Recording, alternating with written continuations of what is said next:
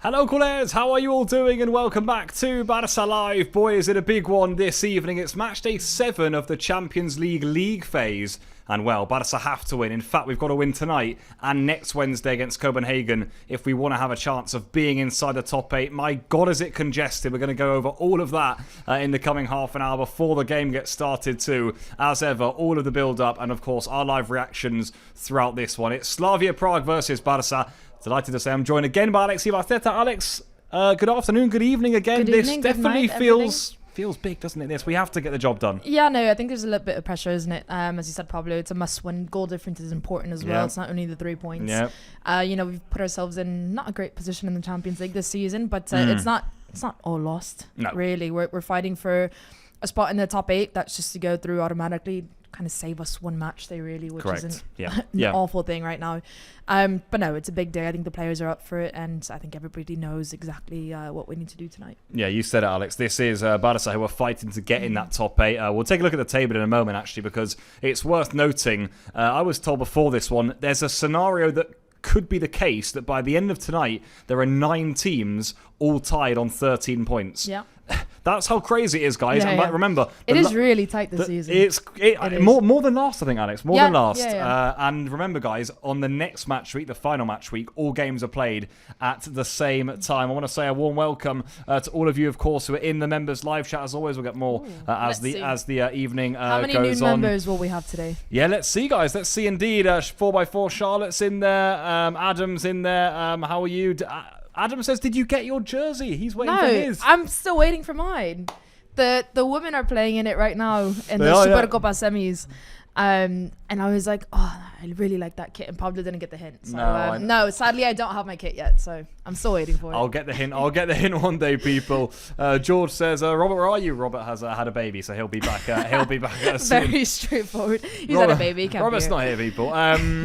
Right, without any further ado, Alex, let's get on to the Barca lineup. We've got quite a lot to get through in this in the preview for this one, so let's not waste any more time. There we go. There is the Barca team. A few interesting decisions from Flick. Joan Garcia in goal, Koundé right back, Balde left back, Eric Garcia and Gerard Martin at centre back. So Cubarsí on the bench. Midfield, De Jong, Pedri, as we'd expect. Flick goes for Fermin instead of Olmo in the number 10 role. And then look at this. Lamine suspended. Ferran's injured, so we probably knew Lewandowski and Rafinha would start. Yeah. But Flick goes for Rooney instead of Rashford. There's the lineup, Alex. Yeah, there was a lot of question marks, wasn't it? It was whether Rooney Bardghji was going to be the straight swap for Lamine Yamal, whether Hansi Flick wanted to go for maybe Fermin on the wing. We've seen that before. Dani Olmo in the 10.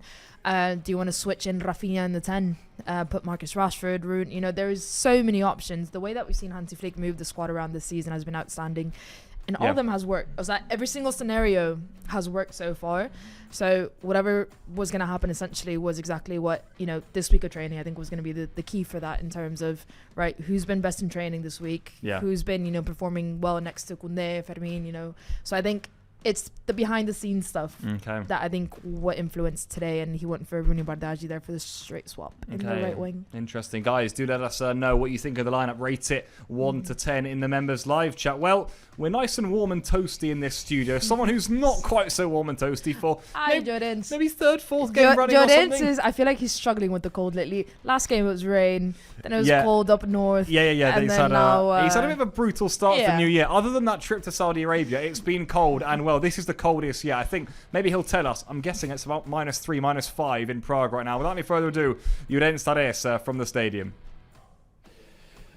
Good evening, companys, com esteu? Benvinguts a aquest estadi de l'Slavia de Praga. Poqueta estona perquè comenci aquest partit de Champions, la 7ª jornada, i obligats a guanyar. Avui en unes condicions molt poc habituals. Quan hem arribat a aquest estadi, 3 graus negatius i s'espera que al llarg del partit la temperatura encara baixi una mica més. Per tant, avui segurament batrem un registre dels últims anys, partit més gèlid que sens dubte disputarà el Barça. Nosaltres som a les entranyes d'aquest terreny de joc, d'aquest escenari del partit. Ara sortirem a fora perquè ja tenim l'equip blaugrana escalfant i ho portem tot a punt. Jaqueta, mira, un puf, un gorro, uns guants i ganes de guanyar. De seguida protagonistes des d'aquí l'estadi de l'Slavia de Praga abans d'aquest partit de Champions. Escoltarem Hansi Flick i també Dani Olmo. There you go, people. You heard it from Llorens. I think he's having a cold time there. Yeah, you would expect so. He's got everything ready. The gloves. I feel like Llorens is not the guy for the cold. No, he's suffering. He seems like not the person. Mark was. You feel like he coped with it a bit more? Yeah, he was a bit better with the cold. I think Llorens is just like, no, please, no.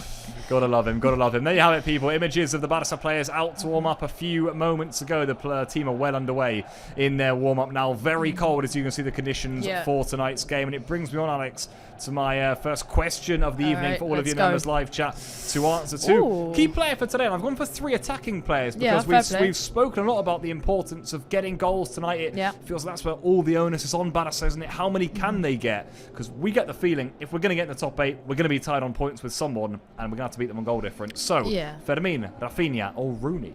Who are you thinking? It's going to be an interesting one, isn't it? The first person I thought of there was Fermin, actually. Yeah, okay. I think Rooney, Bardghji. I think we're still waiting for that game that he really, really breaks through. You know, we've seen him score goals. We've seen him regatear, you know, on the wings. He's absolutely amazing, but he hasn't had that it game so far. So maybe today's it. But I think Fermin down that middle, he's just seems so good lately. You know, he's come back into the squad. He's really coming full guns blazing. And Hansi Flick has also been quite cautious bringing him back, and you know, didn't really throw him out to start right away. He's been kind of coming back slowly, and you know, the last game that he played was outstanding. So I want to say Fermin. I'm gonna say a Fermin banger outside of the box. Get the ball going. I think Fermin. I like it. There's quite a mixed reaction in the members live chat. Mark Glumvey says 3, which means Rooney. Interesting. Bruna says Pedri. Charlotte says Rafinha. Lewandowski from Adam. Gloria does say Fermin. I might well go Fermin too, you know, Alex. There's a lot of Rafinhas there too. There is a good comment there. I can't see from that Rooney's used to these conditions. Yeah, fair enough. That's a show. Yeah. Rooney has used them. And actually, by the way, Flick said this in the press conference yesterday that the team trained on this pitch yesterday in preparation, actually to get used to the cold, which I thought was quite interesting too. So the team, they're trying to sort of get used to things. Go on, Alex. Go on. No, I was just looking at the pitch there. Yeah. Obviously, in colder conditions, the pitch doesn't stay as hydrated. You can't really put that much water because it does literally freeze. Let's hope it doesn't freeze up too much, though. Sometimes, you know, when it's colder conditions, the pitch is a bit harder. Makes the ball bounce more, makes the ball roll a bit faster than usual, really. So, you know, it is a change. And, you know, breathing is also a big factor there. Yeah. Then you have just everything that involves speed. You know, players are probably going to be a bit more... they're going to be slower than usual, probably. So it's just putting all these factors in. You know, I'm sure that Hansi Flick's staff literally has this all controlled. But it is true that, you know, some players are up for it, some players aren't, in terms of, you know, adapting really, really well. And it is true that Rooney Bardghji is quite used to this. Lewandowski, you know, in his time in Germany as well. So it is true, you know, maybe Rafinha not as much. Well, in Leeds, it's well, it's not quite, but it's pretty cold. Yeah, no, but it is a factor. I don't think it's a huge factor to say that the game can be swayed and that you know, Prague have, you know, a big advantage in that, but it's small factors in key moments. But I think the players are professional enough to be able to overcome those. Yeah, I would have to agree. Right, we're going to hear what Hansi Flick had to say before this one. He spoke to Llorens a few moments ago. Let's see what the German coach had to say, maybe touching on the conditions of this game. Yeah, next to Hansi Flick. Hi, Hansi. Is the team ready for the ice battle? Yes, of course we are ready. So it's Champions League, and I think everyone of the players is happy to play in the Champions League. Doesn't matter how cold is it outside. So it's no excuses. We have to win. Is the team confident to win? Not only today, of course. We have 2 finals, but just thinking in Slavia, we need to do a good performance to win here. Of course, always. This is also what we want. This is our goal to play good, also to win matches, and of course, this is final. In Champions League now, every game is a final. Let me ask you for Slavia. You said yesterday they have had time to prepare the game because they have no league games, and especially dangerous team in transition and I don't know, physically. Yes, of course. It's like that. They are really tall in front, so we have to play also with our body. So it's like that, and but we can do this. I have the confidence. The last one. This is Champions League. Of course, we are Barça. How special is this competition for the players, also for you? How do you see something different before a game in this competition? Champions League is the best competition in the world, so it's like that. But of course, as Barca, every game is important. So our goal is always to give the best for the club, for the team, but also for the fans. We have a lot of supporters at home. They are watching TV, and they're looking for a good performance for us, and this is what we want. Also here in the stadium. Thanks a lot and good luck. Thank you very much. There you go then, people. Words of Hansi Flick before this one. Yeah, he said, look, we're going to have to put our bodies on the line, fight with our bodies for this one. It's no excuse to conditions, as you said too, Alex. He also spoke a bit about Slavia Prague. Let's speak a bit about tonight's opponents. This is a really interesting one because these guys haven't played. They haven't played a competitive game since mid-December because they're actually on their break right now, probably because of those conditions. This is a fascinating little case here. We looked at it a moment ago, Alex. They've only scored in the Champions League on Matchday 1 in a 2-2 draw to Bodo Glimt. Since then, 2 more draws, 0-0s, and 3 3-0 defeats. So a strange record so far. Not scored many goals. They're flying in there domestically, but like I said, they haven't played it for 6 weeks. This is an odd case, isn't it, in terms of a Champions League game of this importance? They're right low down. They still can qualify for the playoffs. It's far-fetched, but the fact they haven't played in so long is interesting. Yeah, no, it's always an interesting feat, really. It happens with a lot of Swedish teams, German teams, Germans. The German league doesn't come back until, early Feb, I think it is, from the Christmas break. It happens across the men and women. It's always an interesting factor because, especially Swedish leagues, for example, they finish their season, actually. Right. And when they play Champions League, they're not in season and they're only training for the Champions League. So it's an interesting factor because do you think, you have 6 weeks to prepare one match, literally one match? Because you see us and you're like, grand, we have 4 days to prepare a match, really? Focusing on your opponents, focusing on this. And you give a team 6 weeks. Does that give an advantage or is it just too much? Does that make sense? Especially, these players have everything, there's only so much that you can do to prepare for a match, and 6 weeks is a lot. So are they going to be really, really good because they've been preparing for this for so long and it's the one game that they have in recent weeks? Or is it just going to be a bit too overwhelming? It's another one, isn't it? I mean, you get the feeling match sharpness won't quite be there. They have played 3 friendlies in January, but it's not the same, is it? Not against playing against this Barca team anyway. They'll feel that. They will feel that. But you look at the rhythm that we're going in also, we've played the Supercopa, Real Sociedad was definitely an intense game.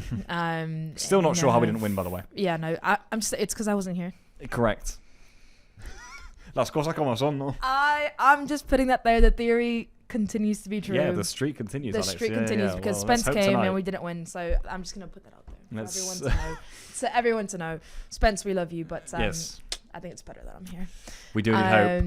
The best of the team. The members have been asked their mood for today's game in one emoji. I've seen a few win emojis. I've seen if there's like a goal emoji, I'd go for that because I want goals tonight. I want goals tonight. Do you know what I mean? I feel like that's. I really want Rooney Bardghji to have a good game. I'd like him to score at least. I think Rooney's going to have a good game. Whenever I watch Rooney, I'm a really big fan. I think you are too, Alex. I'm a really big fan of Rooney. But I don't know what it is. Maybe it sounds stupid to say that he's shy. But it feels like he's a bit shy. Like he hasn't really let loose yet, and it is hard to let loose in a team like this when you have the players around you and stuff. But I feel like he just hasn't let loose yet, and maybe tonight again, the colds, he's okay with it.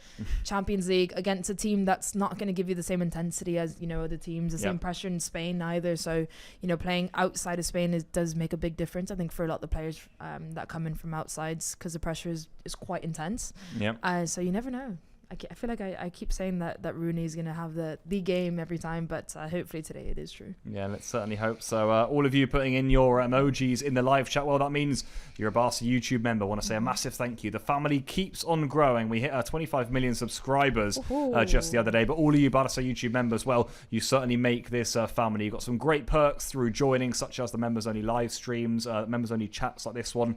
More importantly, you guys got to ask questions to Alejandro Balde in yesterday's preview show. We saw 6 of those answered by the Barca fullback. Some of you watching on right now had your questions answered. They come up on the screen. He answered them. Quite cool. So make yourself a Barca YouTube member whilst you're at it. Right, we heard from Balde yesterday. Today, a few moments ago, Dani Olmo spoke to Llorenç Sales. Not in the starting lineup tonight, but we can hear what Olmo had to say ahead of this one.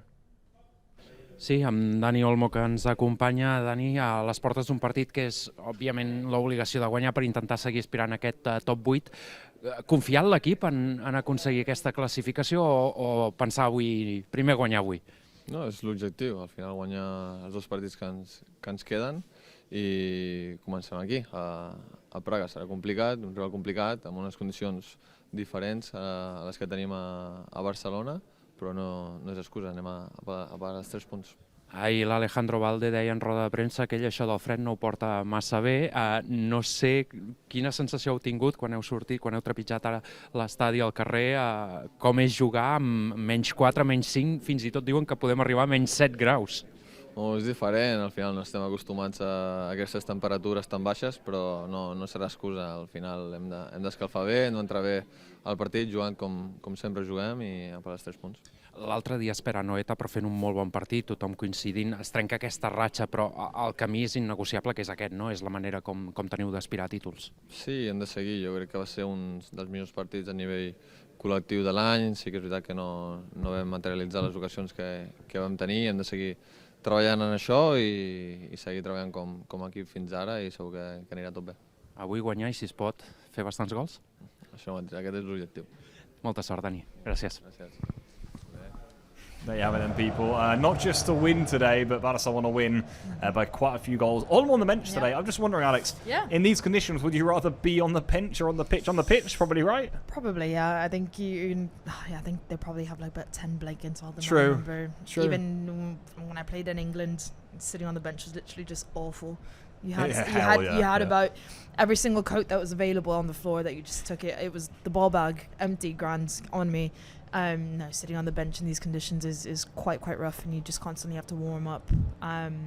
But hopefully, there's no injuries that these players need to get on the pitch, immediately, and they can warm up properly, because it is also risk of injury, really, when you think of it. But Dani Olmo is another player that's used to the cold conditions coming from Germany, for him, I'm not too worried. Yeah, certainly. So there you have it. More images of the Barca players warming up. Still plenty of quality in that starting 11 this evening, which you can see on your screens right now. Lamine is suspended. He picked up too many yellow cards in that game against Frankfurt, unfortunately. Ferran is going to have a recovery time of around 10 days. The club announced yesterday for a hit he got, or a muscle injury he's received rather. So no Ferran, no Lamine, and Olmo's on the bench too. So Flick mixes up a little bit, but that's the lineup he goes for. Right, we've heard from Flick, we've heard from Dani Olmo. Also speaking earlier today was Barca president Joan Laporta, not only about the importance of winning tonight and winning well tonight, but also about the departure of Marc-André ter Stegen to Girona until the end of the season. Let's hear what the president had to say.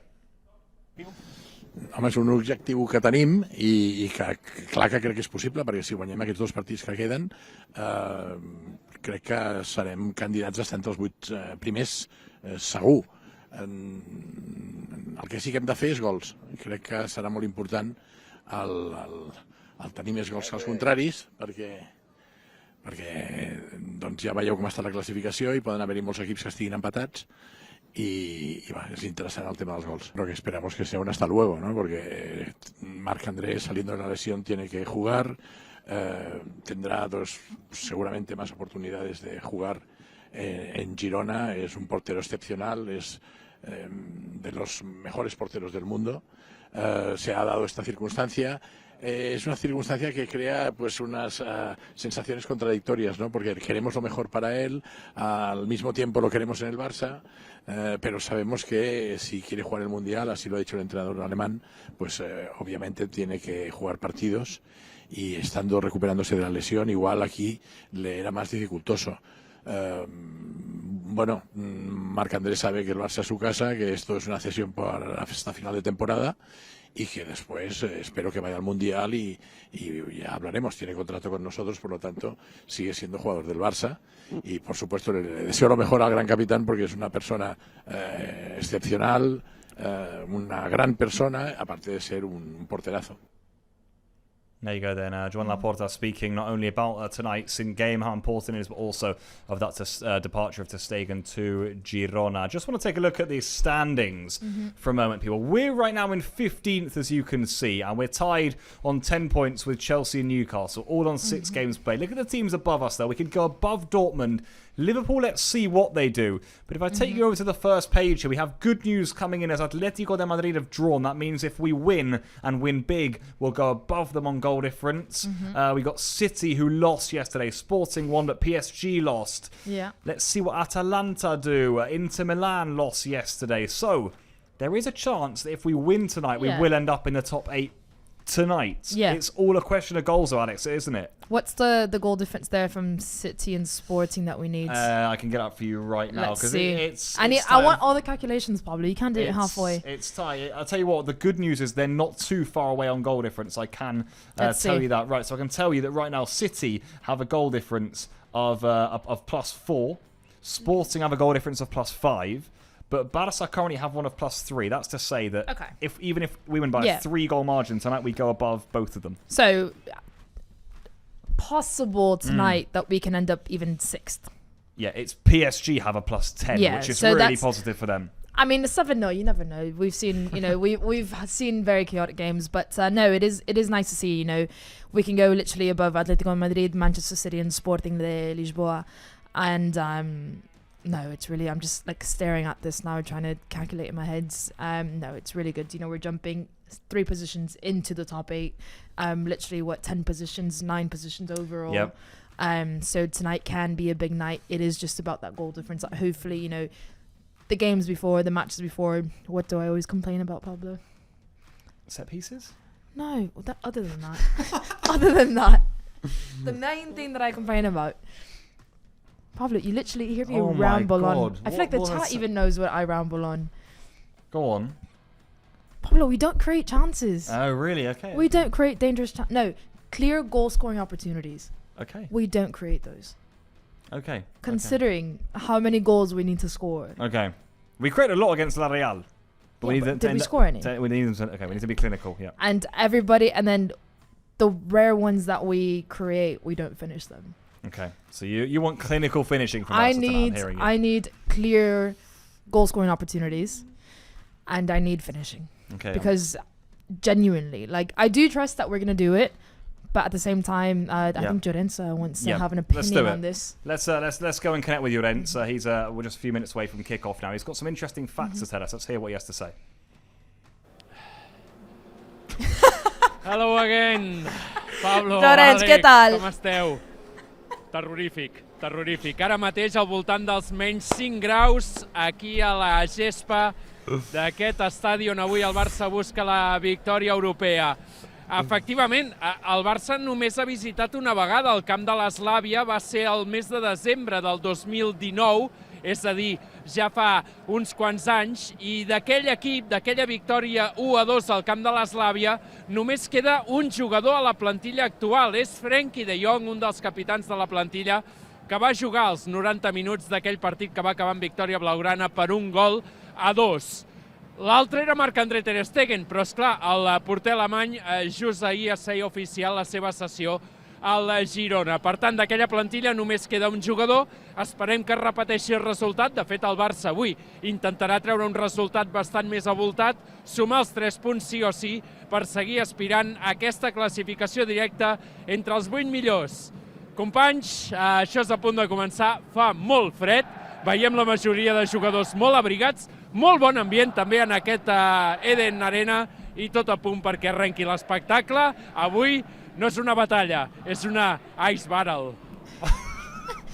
Llorenç, thank you very much. He looks absolutely freezing. Look at it, -5 degrees. He just told us it is Llorenç Sares. There you have it then, people. I feel so bad. Can you believe He's just like a big teddy bear, just trying to keep as warm as possible. I know. Look at him, it looks freezing, by the way. It looks well code, especially, that's one thing, being pie de campo is all fun and games, it's grand. But when it's cold, and it's the same thing as being on the bench for the players. When it's cold and you're just sat there, overall, I have to say, in the stands it's a bit different, but when you're close to the pitch, because they water down the pitch, it is freezing down there. Yes. And it's genuinely so, like whenever I'm behind the goal, my feet are literally frozen. So hopefully Llorens can keep warm, because it's going to be hard. Yeah, my God, is that a tough one. Guys, how are the nerves, members? How are you feeling now ahead of this one? I'm intrigued to know. I'm feeling great because there was no pre-game. Because there was no pre-game quiz. So much has happened that Alex has evaded the pre-game quiz, by the way. Vamos! First win of the night. Yeah, we're 1-0 up already. We'll call that an automatic win. It's fine. I'll take it. First win of the night. I wasn't ridiculed by Pablo's quiz. You know the thing, as well. Actually, one of the questions Llorens just gave the answer to as well in his little thing there. Maybe I can bring a few questions as the night goes on, guys. Okay. Maybe during Don't spoil the halftime quiz either, though. Remember? No, those? yeah. Okay. I got saved, but the chat has it. No. So it's okay. You've got plenty of quizzes to come, Okay. people. Alex, the players are in the tunnel, so we're going to Yes, get to game they commentary in a moment. First, these are our guess the scores. Guys, in the chat, let us know what do you think the result will be. I've gone for a 4-1 win. Both you and Llorens have gone 4-0. Llorens and I, we've coincided on a lot of scores lately. By the way, listen to this. He said 4 goals from Lewandowski. Alex will continue in a minute, because here we go. Off to game commentary between Slavia and Barça.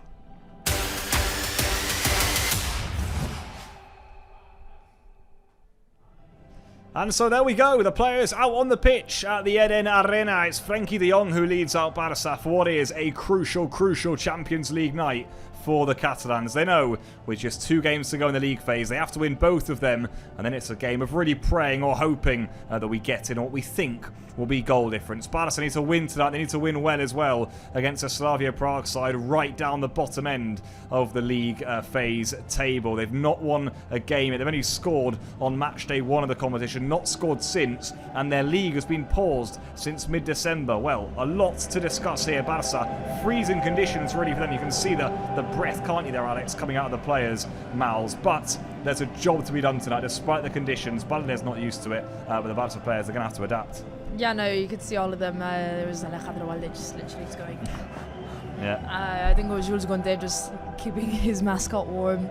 To be fair, Slavia players are also dancing around trying to keep warm, so it's not just our players that are suffering a bit. Just let's hope nobody gets whacked in the face by a ball, because that is going to sting. But no, I think it's going to be a good game. I think Slavia, as you said, they've had so much time to prepare for this match, and they're probably so keen to finally play a competitive match as well. Yeah. And we're keen, to get that goal difference. We know how important it is to finish in that top 8. Right now, saving a match day, a Champions League match day on top of that is actually, probably the biggest priority in terms of everything. Mm-hmm. Grand, we go straight to quarterfinals, great, but I think for us it's saving one match day where we can. So I think today the players know exactly what they need to do. We have a very attacking lineup. When you look at the strikers, even our defenders, they've been, contributing to a lot of the attacks. So I think today Hansi Flick probably has a very, very clear idea what to do. But it is true that Slavia are set up in a very defensive lineup. They are. There you go. There's the I'm curious Slavia to team. Yeah, let's see. And Bodji's on the bench. He's the only player who's scored for them in this season's Champions League with 2 goals. The manager, Trybsovski's, well, he's been there since 2018, the last time these two sides faced. In 2019, he was the coach, so a bit of a legend at this club. There he is with Hansi Flick. Chori, watch out for him up front. Tomas Chori scored 9 goals in the league this season for Slavia. Maybe the key man. The officials are from England. You've got Stuart Atwood in the VAR room, and Chris Kavanagh is going to be down on the pitch. De Jong, as I said, is the Barca captain. There he is with Hollis ahead of this one with the Almadan. Freezing cold, as you would expect. But Barca well in there. Blaugrana strip with plenty to do. Worth noting, apart from no Lamine and also no Ferran, Joao Cancelo isn't registered for the Champions League yet, so he's not present in the matchday squad. And that leaves Barca with this starting 11. Joan Garcia in goal, Koundé, Eric Garcia, Gerard Martin and Balde across the back line. It's Frenkie de Jong and Pedri in the heart of midfield. Fermín López, Rooney Bardghji and Rafinha are just ahead of them. And Robert Lewandowski gets the nod up front. Alex, it's strong from Flick. It's what you'd expect, and Barca need goals tonight. That's a front 4 that can get you goals. Yeah, no, it's definitely a very, very strong lineup. I think Hansi Flick knows exactly what he's doing when he puts the players on the pitch. I'd be quite curious to see less about us, more about Slavia Prague. Their setup is very defensive, but at the same time, without Lamine Yamal, it's always curious how teams defend against us, because usually Lamine is the one that takes on 2 players all the time. Yep. So you take off Lamine Yamal. Do you double team anybody? I'd be quite curious to see what Slavia have in store. Yeah, we'll just observe this moment of silence here for the victims of the railway crash.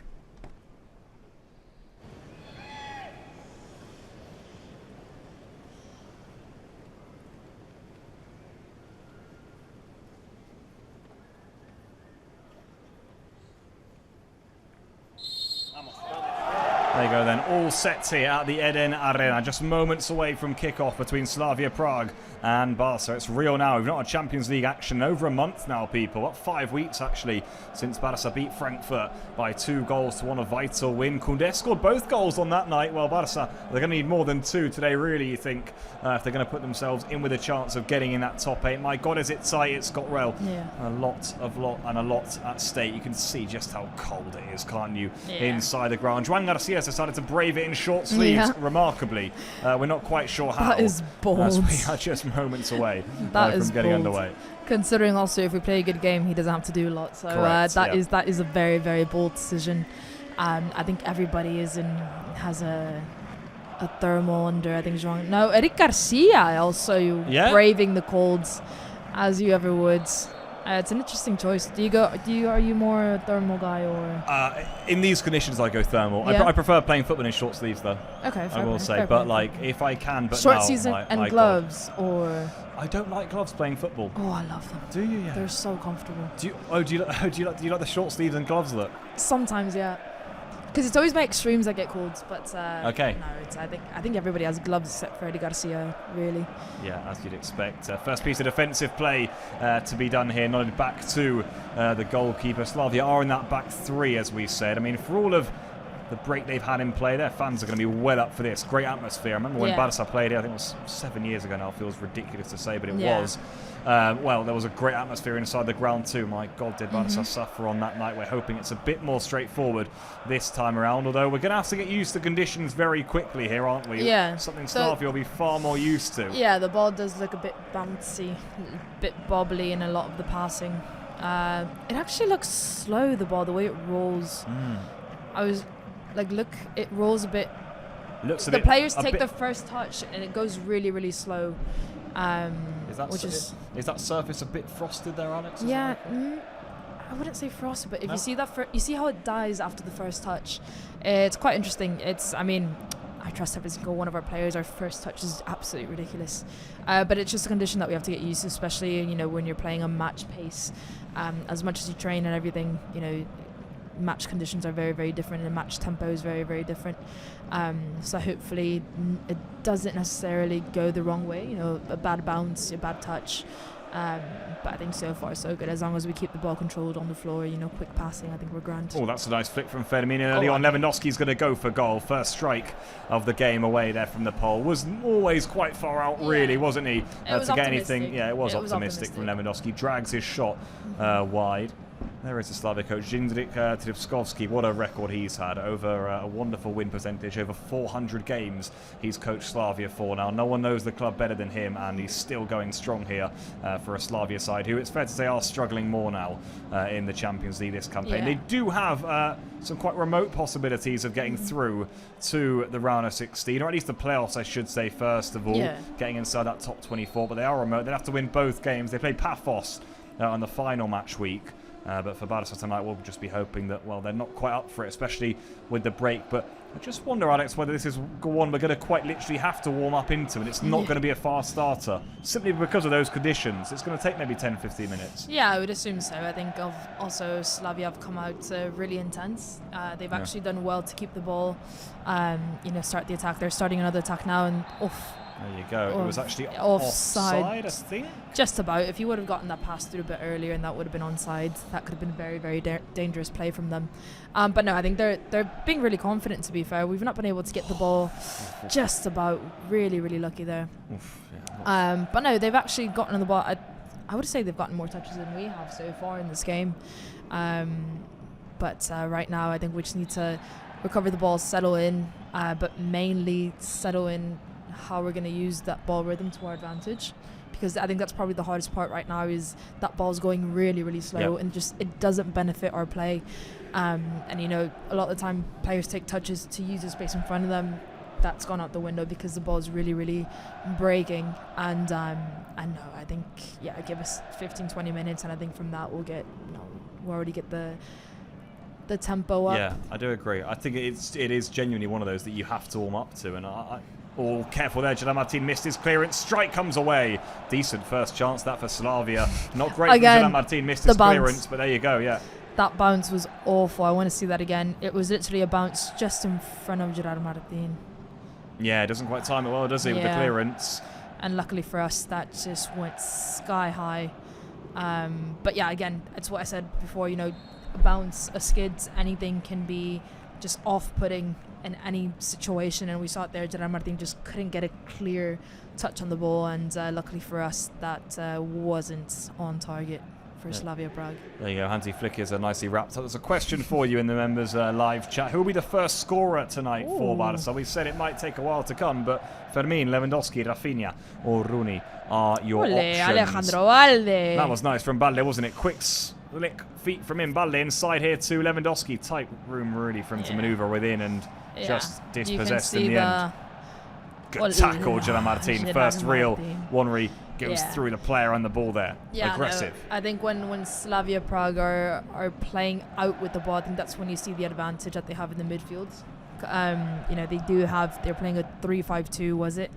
Yeah, they are. And you see when they're playing out from the back, the advantage that they have in the midfield. It's literally overwhelming. Right. For every one player that we have, there's 2 or 3 of them. So it is going to be a struggle. Oh my God, look at the size of... Who's this number 25 next? Yes, that is. That's actually their top scorer. It's Tomas Chorri who is at number 25. He's a presence for sure. Yeah. I mean, you go up to 2 meters tall, Alex. I was gonna say, how tall is this man? Because to go up against a header, it's an automatic loss. It is an interesting one. That's nice from Rooney, isn't it? Nice little flick. It is. Laid off here to Koundé. Back to Rooney again. Koundé made a darting run in behind. Yeah. Now Pedri. This is De Jong. Well, that's nice from the Dutchman. Yeah.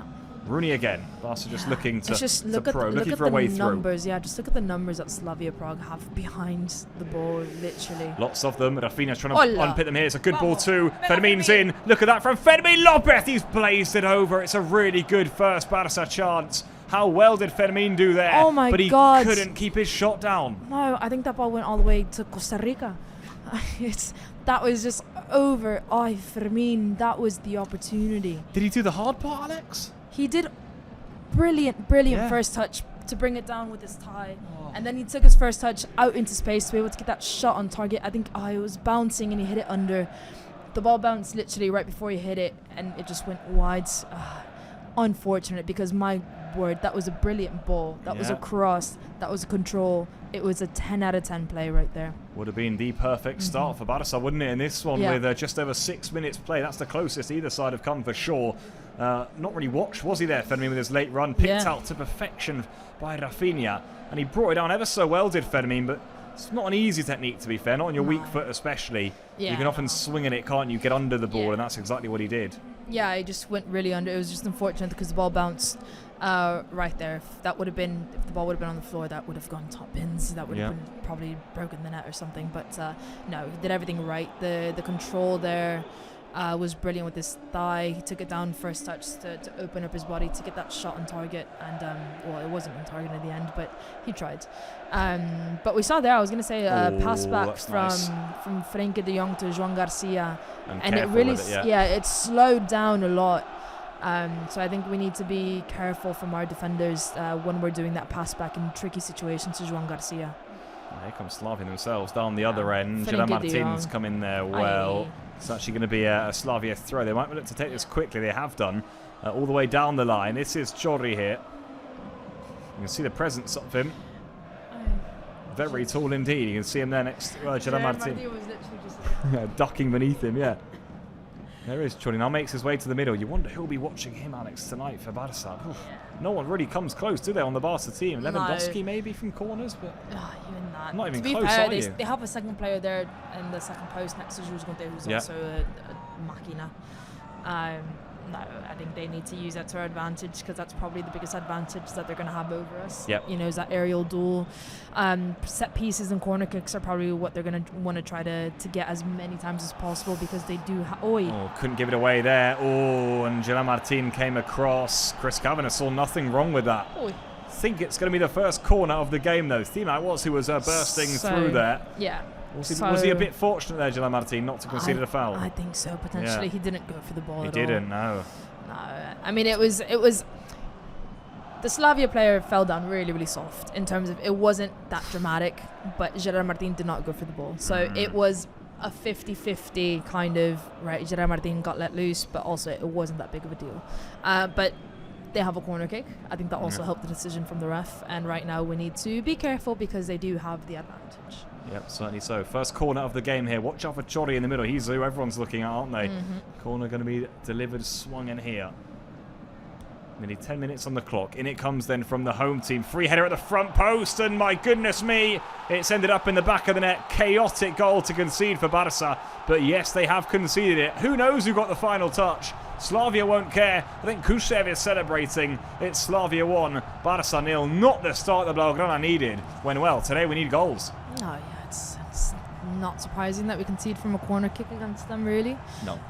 They won the first ball in the front post from the corner kick really, really well, something that we actually can't do ourselves. We've tried it so many times and we never get the advantage like that.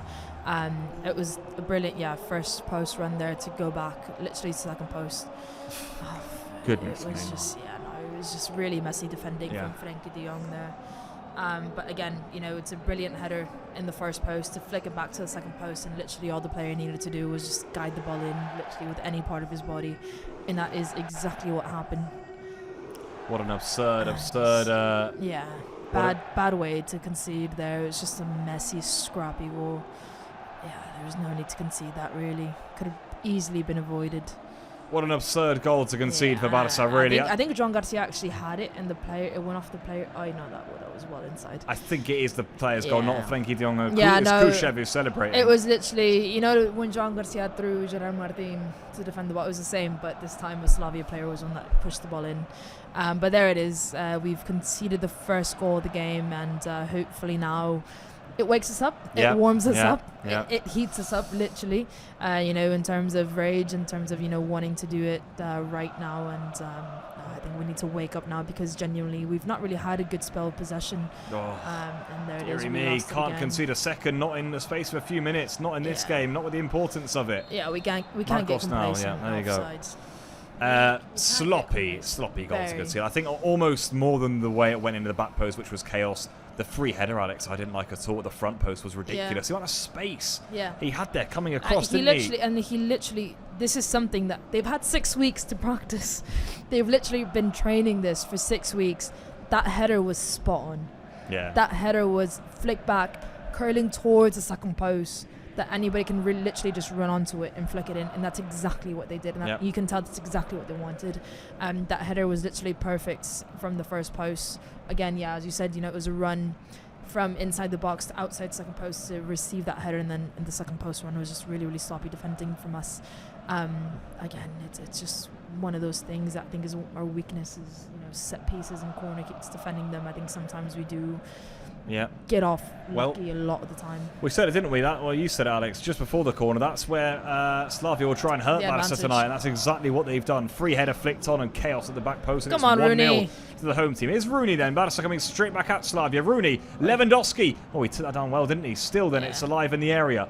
Just about clear, not very convincingly. Koundé's back in. Fermin's there. Rafinha's header flicked on, and it's easy for the goalkeeper. I'm seeing a few of you using your Visca Barça emojis. Seychelles HN using your Visca Barça emojis. In fact, I'll tell you guys, fill the chat with your Visca Barças. Let's get some support for the team in, because we need this to be a win for the Blaugrana. Boy, do we need it to be. We can see there Newcastle already 1-0 up one of our opponents, and they're in again, and Eddie Garcia gets it away again. Not quite happy with the way Barca have started there, Eddie. You could see it, couldn't you? Bit of a resigned look. And another corner here in Slavia, within 13 minutes. Well up for this one. Yeah, I think Eddie Garcia's body language really said it all there. He literally just kicked the ball as hard as he could as last resort to get the ball out. And his body language just like, come on, guys. things. Let's actually pick up the pace. Let's do something, because these players are getting through when they're not supposed to. Is it complacency? Maybe a little bit. Is it the pitch? Is it I don't know what it is, but something is happening and we're not playing well. Another corner then. Same man to take it. Let's hope Barça have learnt their lesson then. In it goes once more. That one should be Joan Garcia as it is. He's punched it clear. And it's going to go up for a throw-in too. So not a second corner for Slavia. Luckily for us. Yeah, certainly so. That looks like their way in tonight, doesn't it?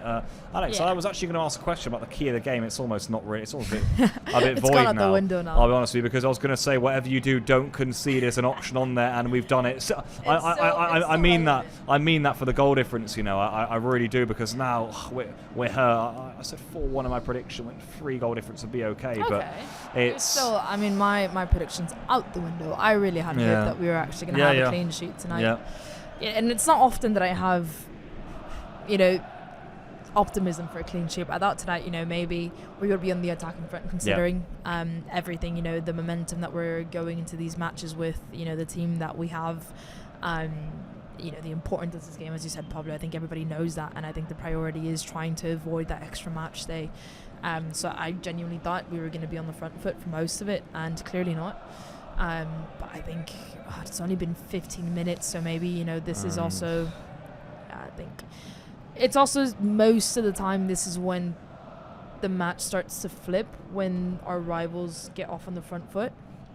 I think now it's when they try to settle in. That's when we try to pick up the tempo. It's again, we've said it so many times. Those first 5, 10, 15 minutes of the match is really, really key for teams that are usually the underdogs, sort of say. But they have these really, really high intensity moments for the start of the match, and then they try to just calm down and play the game.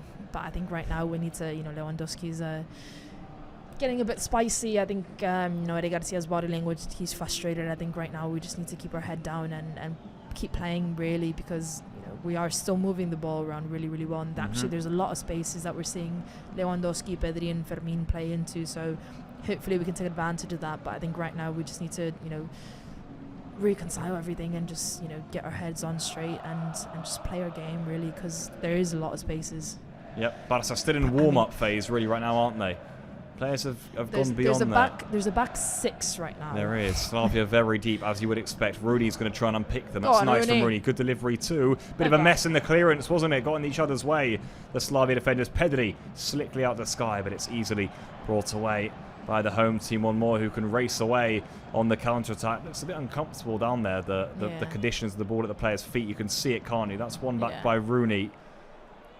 Scrambles it clear. Eric Garcia got a vital foot in there. It's all a bit messy down there, people. I'm going to be honest with you. And this is weaving run, and a free kick this time does go Slavia's way. So another chance for them to swing the ball in the box. And Barça struggling right now in the opening 16 minutes. Yeah, that was really scrappy defending. Rooney did really well to track back and win the ball back, but he just couldn't get that clean pass to keep possession back to Eric Garcia. Eric Garcia had to dive to get the ball, then Slavia player really did well to get past just accidental. A slap in the face, isn't it? Yeah, it was accidental, I think. Slavia player did really, really well to get past Eric Garcia and Jules Koundé, and Jules Koundé just went to try to grab him, hit his face instead. So now Slavia have a free kick, and hopefully for us this means we recover and we regain possession, because I think right now it's what we need. I think the more this grows, the more frustrated we're going to grow, and it's not good for us. It was a poor free kick routine by Slavia. Barça can bring this clear now. It's hacked all the way over the top. Yeah. That's easy for the goalkeeper there, really. Rafinha not going to reach it. A lot of people in the chat saying maybe now let's just forget the goal difference. Go for the win. It can often be a thing, can't it, when you come into a game saying we don't just need to win, we need to win big. You can actually forget that you've got to win first, and then you've got to think about the goals. So just wonder whether that came into the players' minds. But now Barça, all they'll be thinking about is getting back on, at least on level terms, and then turning it around. We don't really want to see that goal again, but we're forced to. It is Kushev's goal in the end, confirmed.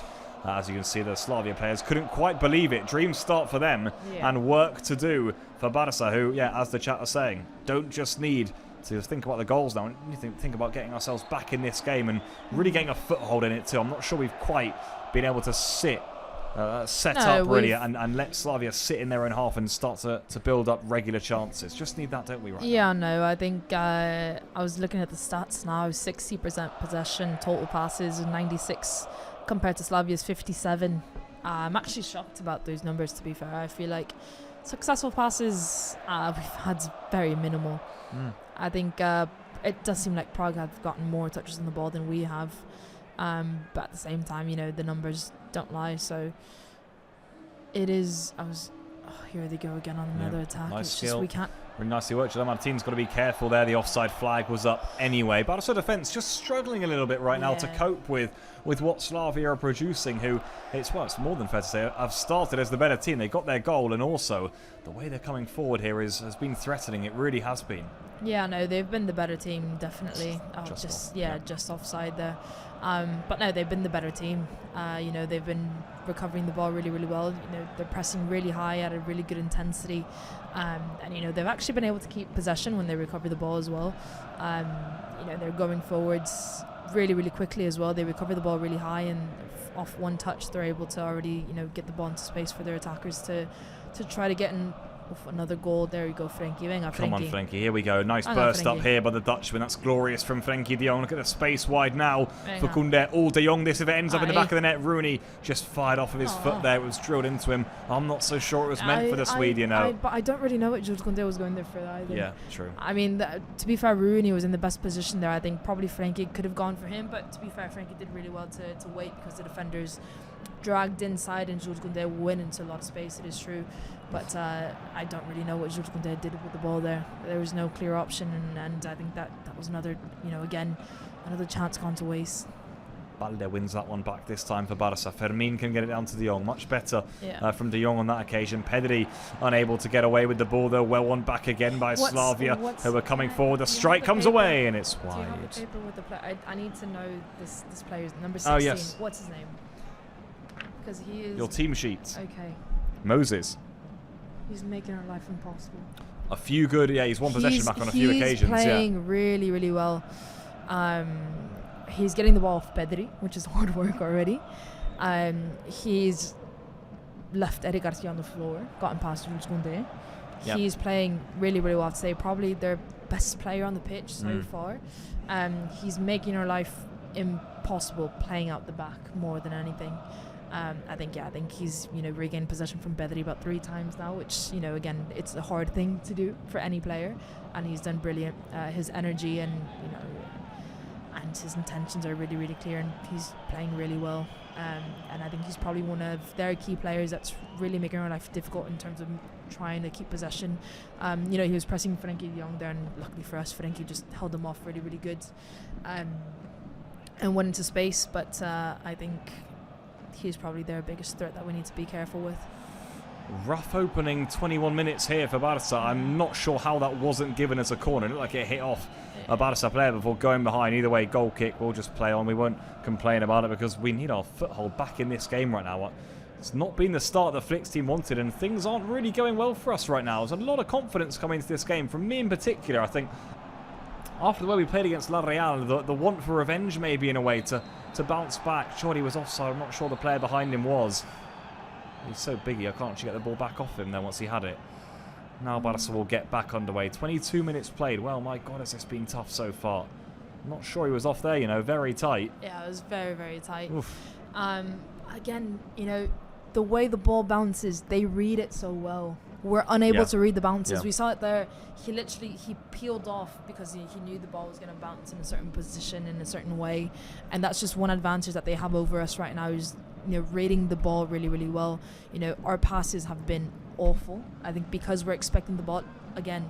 Pedri just tried to do a through ball there, and the ball it doesn't get there. It's so slow, and it really doesn't get there.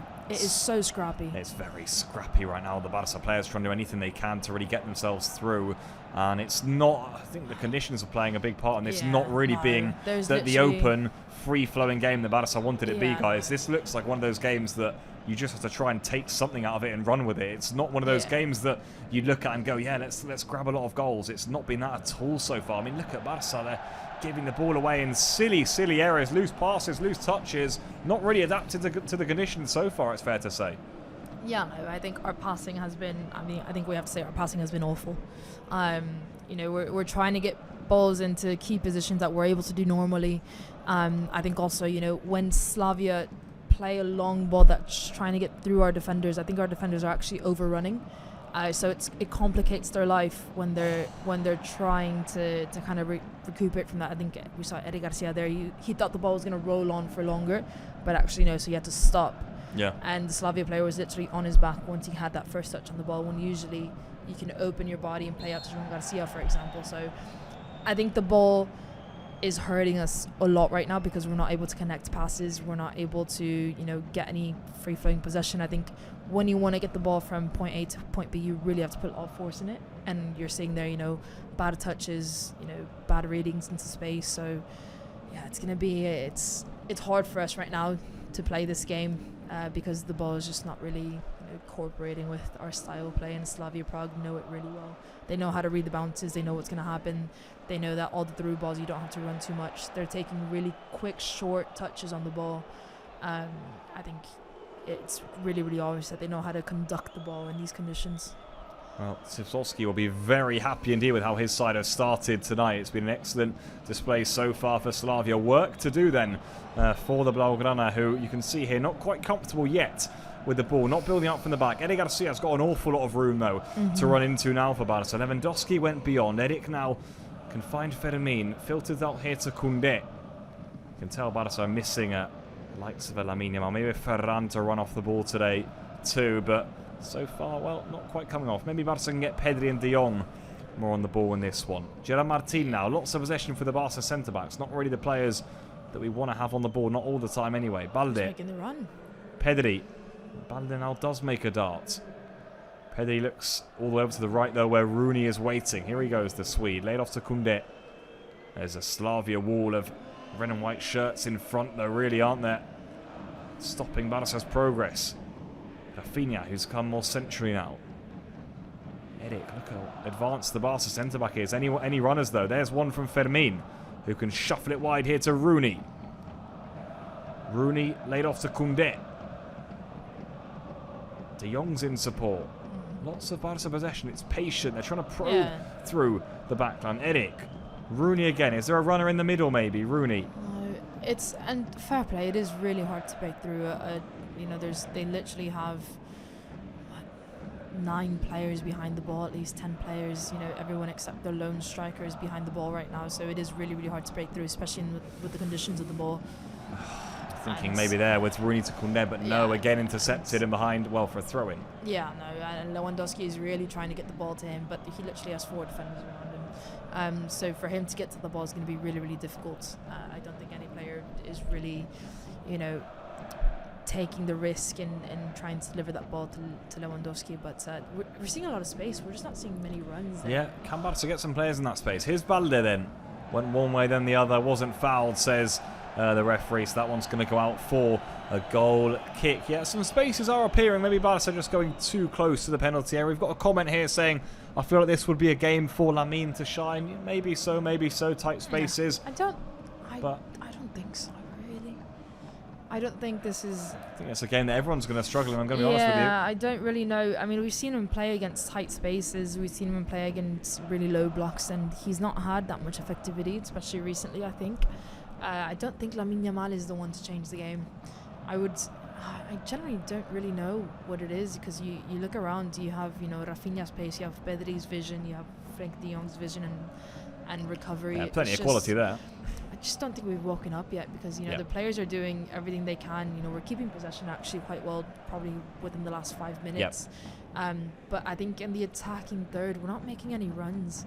We're not really using the spaces that Slavia are leaving us, because you look at the spaces that they're dropping really, really back. And when Alejandro Balde has the ball, for example, or Gerard Martin has the ball, Eric Garcia has the ball, there's not many players making those runs into spaces, and I think that's probably what we need, is a bit more dynamic movement in the final third to maybe get that key pass in that key space, because right now it's just all about finding space. Maybe now with Koundé bursting forward. Flick has spoken about wanting to see a hunger to score from his players. Oh, and Fermin had just got the run on his man there in the middle. Had Koundé managed to pick him out? Not yet for Barca. Here comes De Jong though. De Jong now, thought about it, delays, finds Fermin. Waves his arms in the air. De Jong says, couldn't find you. Here comes Rooney once more, though. Once again, nobody's making the runs. You know, Fermin there makes a really, really good run into space, and he leaves the space behind him, but nobody takes advantage. I think we're being really, really lazy right now off the ball. Yeah, Barca just maybe got to make that extra effort off the ball. Eddie Garcia's going to go for goal here, and it's not a bad effort either, too, from the Barca centre back. Maybe it's a night for one of those, isn't it? Edic from distance, blasting effort, top save, I must say, by Stanek, who had to keep it out.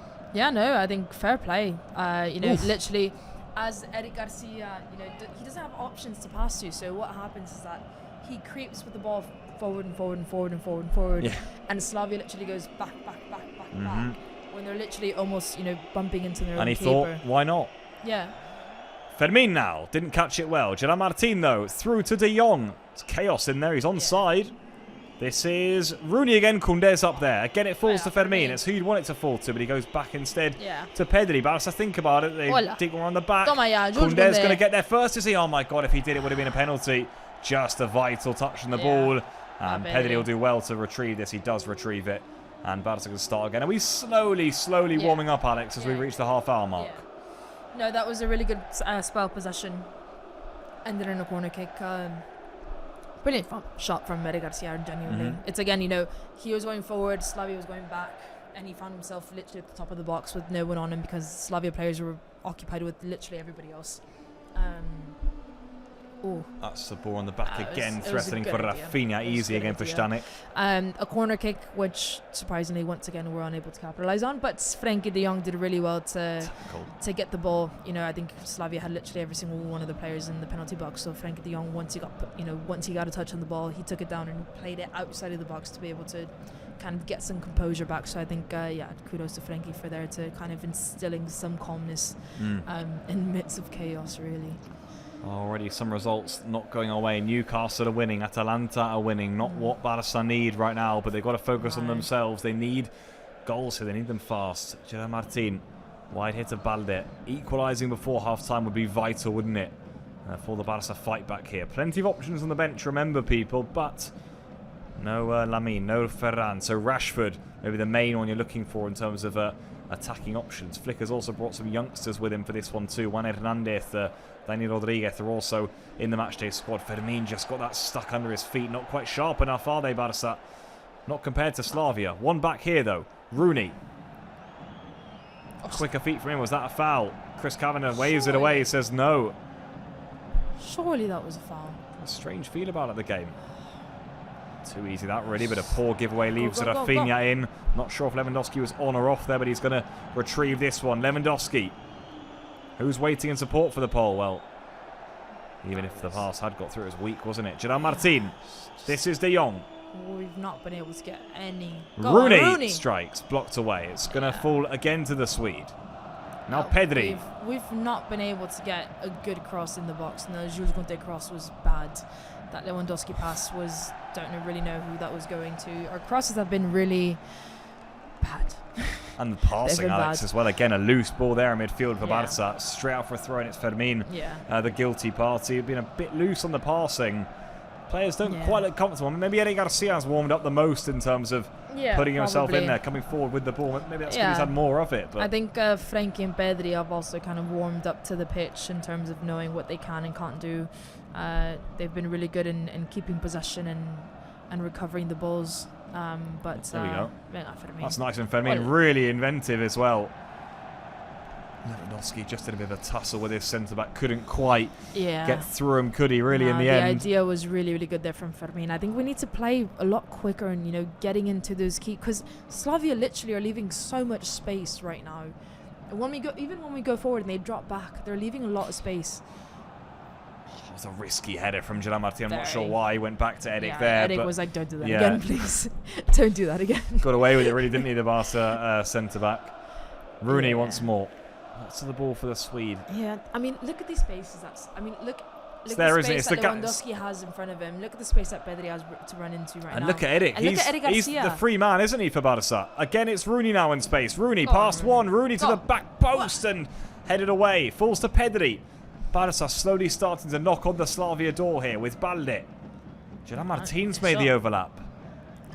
Barca centre-back now finds Pedri once more. We're doing really, really good runs to create spaces for other people, but Look our players aren't taking advantage of them. Oh, nice flick. Hola. That's better from Hola, Barca. qué golazo. Fermín! It's in! Through the goalkeeper. And it's Barca who are level. It's Fermín López who's got the goal. Intricate football. Goalkeeper probably should be doing better from there, but Barca won't care. Fermín López has brought the Catalans level. 1-1 away to Slavia. What a goal that was. What a goal. Was it Rafinha to Frenkie, Frenkie to Fermín? Yeah, I think it was. That was absolutely brilliant. Again, those quick passes. Eric Garcia into Rafinha, Rafinha into Frenkie. Oh, Nice. what a goal. Oh, he should be doing better, the goalkeeper. Really should, Stanek. But you're right, Alex. Football was nice from Barca. Just starting to warm up, aren't they? Slick play, round the back from De Jong. Fermín from there, he has to save that. Make no mistake. He keeps his hands by his side, the goalkeeper. Yeah, it was Needs really... to get them out. It was definitely... He kind of goes like this. He's probably relying on that post to get him by. But no, that was, I have to say, brilliant finish from Fermín in the near post there. But it was brilliant play from Frenkie de Jong and Rafinha there. Rafinha literally just a little flick into Frenkie, who was literally in the pot space, who was able to take a first touch, turn around and lay the ball out to Fermín. Literally perfect. So no, that was a brilliant team play. Again, you know, I think you did notice that we finally warmed up. You know, the likes of Eddie Garcia's, you know, taking the opportunities to go into the space that Slavia are leaving. You know, Frenkie de Jong and Pedri, I said, you know, have actually gotten used to in terms of the weight of the ball, the passing, and, you know, the fact that you can't take these big touches. And luckily for us, Slavia have kind of eased off their attack. They've they've taken they've sat in a bit more. I think they understand that.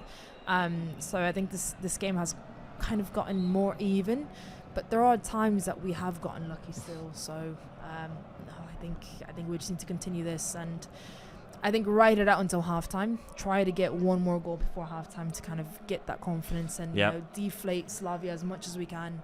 But I'm assuming that Hansi Flick is going to have a lot of things to say at halftime to correct the little details. It's a really big goal for Barca, isn't it? And Fermín López, he'll take that. He certainly will. Wasn't looking really likely, was it? At one stage, the Barca were going to get themselves back into this game. And Fermín's in again. Goalkeeper just off his line this time. Off his line well enough to come and gobble that one up. Yeah, again, that was all Eric Garcia, though, isn't it, Alex? Yeah. All of our attacks are starting through Eric. He's got the space and he's driving into it. He's a player that has the most amount of space, and I think he understands that as well. And we saw it there. Lewandowski literally dropped in, kind of drags in the centre back, the Slavia centre back, and then Fermín was the one to run into space, and Frenkie was kind of like trying to be very discreet. He's like, go, and that was the space, and it was unlucky that the ball just didn't bounce. And like, look at the space that Fermín is running into now. It's just the spaces that we need to do. We're doing well to move the players, but we're not doing well to take advantage of the spaces. Goal number 9 of the season for Fermín López. Some return from him. He's had an excellent start to the new year. Really producing for Barca once more this season. One of those top players who's been a revelation. Again, Eric Garcia. Lovely from him. Flick is not too far away from Fermín. You can see the blueprint, can't you, what Barca are trying to do. Those balls filtered up from Eric, and they're trying to get runners off of whoever's then got his back to goal. Yeah, no, it's what it is. I said, you know, the Slavia players are following a lot of the players. I think he was offside, wasn't he? I think he was, yeah. I think he was trying to avoid it. Yeah, he was trying to avoid it a bit. But no, I think, we've finally got the gist of it, really. I think we needed to wake up in terms of kind of, it was just offside there, Rafinha. But yeah, just move the players, because Slavia, they're playing very defensively, but they're not playing compact. I agree. So they're leaving a lot of spaces. They're being really messy, you know, following players around, and I think we need to take advantage of that, because being compact and not being compact is very, very different. Yep. Mind you, again, we saw what Eddie Garcia did because the Slavia players are going so far back. He was able to get that space. So it's not like we don't have space. We're just not really playing it to our advantage, as you would expect us to do, really. They're not quite as deep as you'd maybe expect, and there's certainly a gap between that 5-man midfield and the 3-man defence. It's an interesting one, or I suppose the wing-backs do go back in, don't they? But there are gaps there, certainly in Fermín López's role. Can he exploit them is a question that Barca will be asking. He has done so already so far tonight, and here comes Eric again, up to Lewandowski, just left it behind. It's all Eric Garcia, the Eric Garcia show for Barca. He's the man starting all the attacks. That's a cynical foul from Fermín, really, on Moses it was who he's chopped down there. Not a great one. Moses is literally everywhere. He's on Jules Koundé, he's on Fermin, he's on Eric Garcia, he's on Frenkie de Jong. This guy's literally everywhere. It's just a really There's brilliant the goal play. again. Yeah, it was a brilliant goal. And it's goalkeeper here, not great. Stanek, don't think his coach will be too happy about him. From there, shouldn't be conceding, should he really? Odd one, isn't it? Very odd. Yeah, it's really, fair play.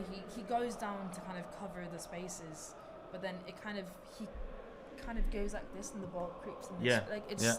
It's just a bit awkward, isn't it? It is, yeah. It doesn't get his hands up in time. I know what you're trying to say. He's trying to keep them low in case it goes in the near post, but well, once it was fired, then he didn't really react. Is that the cold? I'm not sure. Here come Slavia once more. We're blaming everything on the cold. He was a bit frozen. Can say that. Jean Martin fouled. Again, it's Chori bunding into him. Not for the first time tonight. Quite the battle going on between those ones. Probably not one that Jean Martin welcomes, but one that he just has to accept. Yeah. Barca number 18 putting the ball down here. So Barca are back in this then at 1-1. And with the results elsewhere, well, it's needed, isn't it, too, for Barca. As I say, Newcastle winning in their game. Atalanta winning theirs. Teams around Barca so far tonight victorious. Pedri unable to keep that one in play. I think Flick will be a lot more pleased with the way Barca are going to end this first half than the way they started it, though. My goodness me, night and day. Rafinha over the top there. Stanek this time was well off his line. Yeah. Ball does roll slowly there, doesn't it? Gives Barca a chance to try and track this down. Yeah, I think for defenders it's probably the worst nightmare because they have no space to kind of recover from that because the ball usually, again, the likes of Eric Garcia, Jean Martin, all our centre backs and defenders use the ball's rhythm to kind of take advantage of space. Let the ball roll as far back as possible to be able to recover space, to have more time to breathe, to have more time to take a touch, and that just doesn't happen now. So, it happens to Slavia Prague again. It doesn't happen just to us, but the defenders really have to meet the ball rather than wait for it, and then make a decision immediately because that gives so much time for the attackers to get on the back of the defenders really, really quickly. So not a great day to be a defender. No. 5 minutes to go until half-time here. Then it's going to be a Slavia throw. They have tried to take a long one previously. This is a bit far out for that.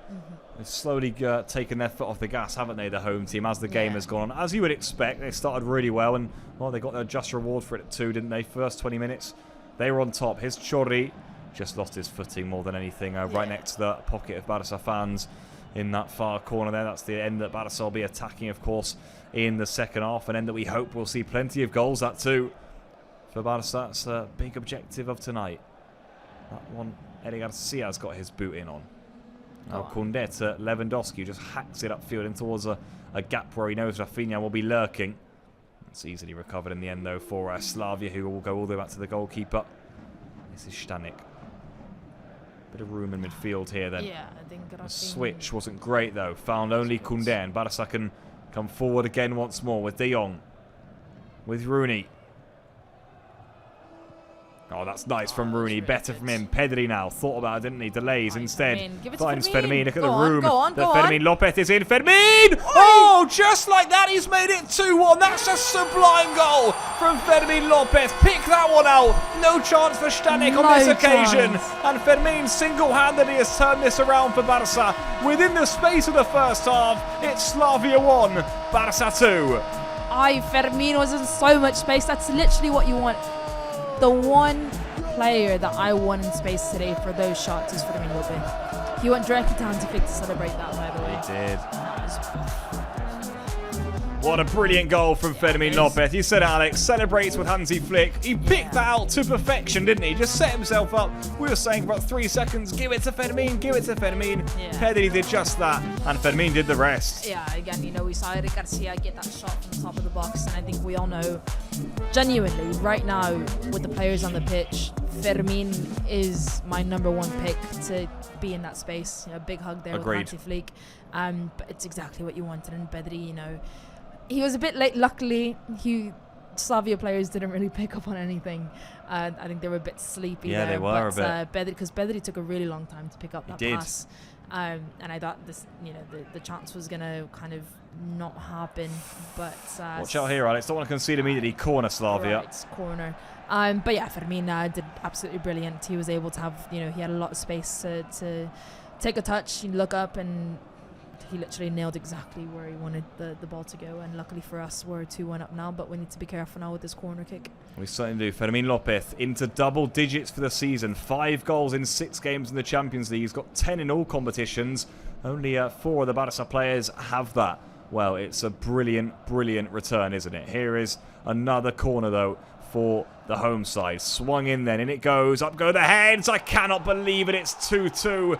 I think it's an own goal in the end. Maybe it came off Eder Garcia laugh, but this corner situation is quite simply absurd. Barça again slip up, and again it's a set piece. And just like against La Real, within a minute of scoring, we've conceded again. It's 2-2. This first post header again.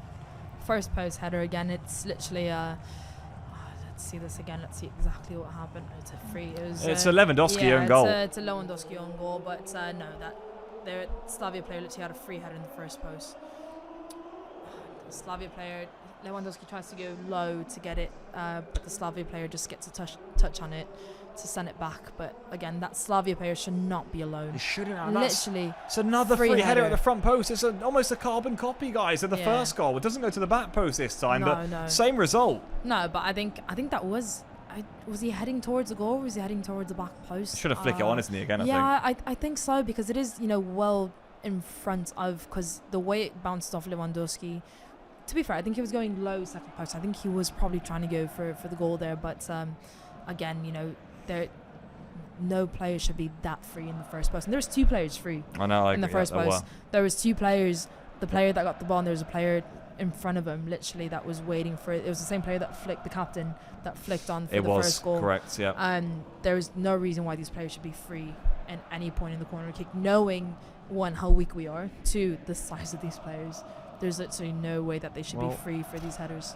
I mean, Slavia know their way in now, don't they, Alex? That's the worrying thing, I think, for Flick, that Barca have almost given them encouragement now for the second half to say, if we get corners against Barca, we're going to get goals. I mean, my God, is that frustrating as well, though. I mean, the fact that also we just scored ourselves to make it to all the hard work. This has not been an easy first half. No. We just finally got ourselves back in front. Something we weren't maybe expecting within the first half. To concede like that, my God, that's going to sting. Oh, that's a terrible clearance from the goalkeeper, not having his finest game either. Finds Lewandowski, though, not quite as profitable as maybe Barca thought it would be. Rooney, well left. Koundé. Back to Rooney. Is there a third Barca goal? Rooney on the right foot, delays. Find De Jong. There we go. Frenkie De Jong. Pedri back out to the Swede. This game's got a really interesting feel about it right now. You just feel like anything can happen, don't you? Pedri swivels. Nice from Pedri. Finds a yard. This is good from the Canarian. It's still Pedri. Can he get the cross in? Corner kick. No, really good spell possession there. No, it is really frustrating what you said, Pablo. We've worked so hard for those 2 goals. We've gotten them from open play. We've built up the play really nicely. That second goal was just an absolutely amazing goal. In Slavia Prague, 2 corners. They've gotten 2 goals from 3 corners, and I think that says it all, really. They've forced us into kicking the ball out, and let's see if we can. Can Barca hurt them then at their own game? Not a great delivery, was it, from Rafinha, though? Yeah, right to the front post, bounced before it even got there. With respect, but our corner kicks are awful. Yeah, you compare that to what Slavia have been delivering, and they're playing a simple game, though, Alex. What we should really be on top of. It's into the front post. You've got to watch your runners. Didn't watch them. You said it. They had 2 players free this time, not just 1. And once you win that first contact, anything can happen. Yeah, the 2 goals are scrappy.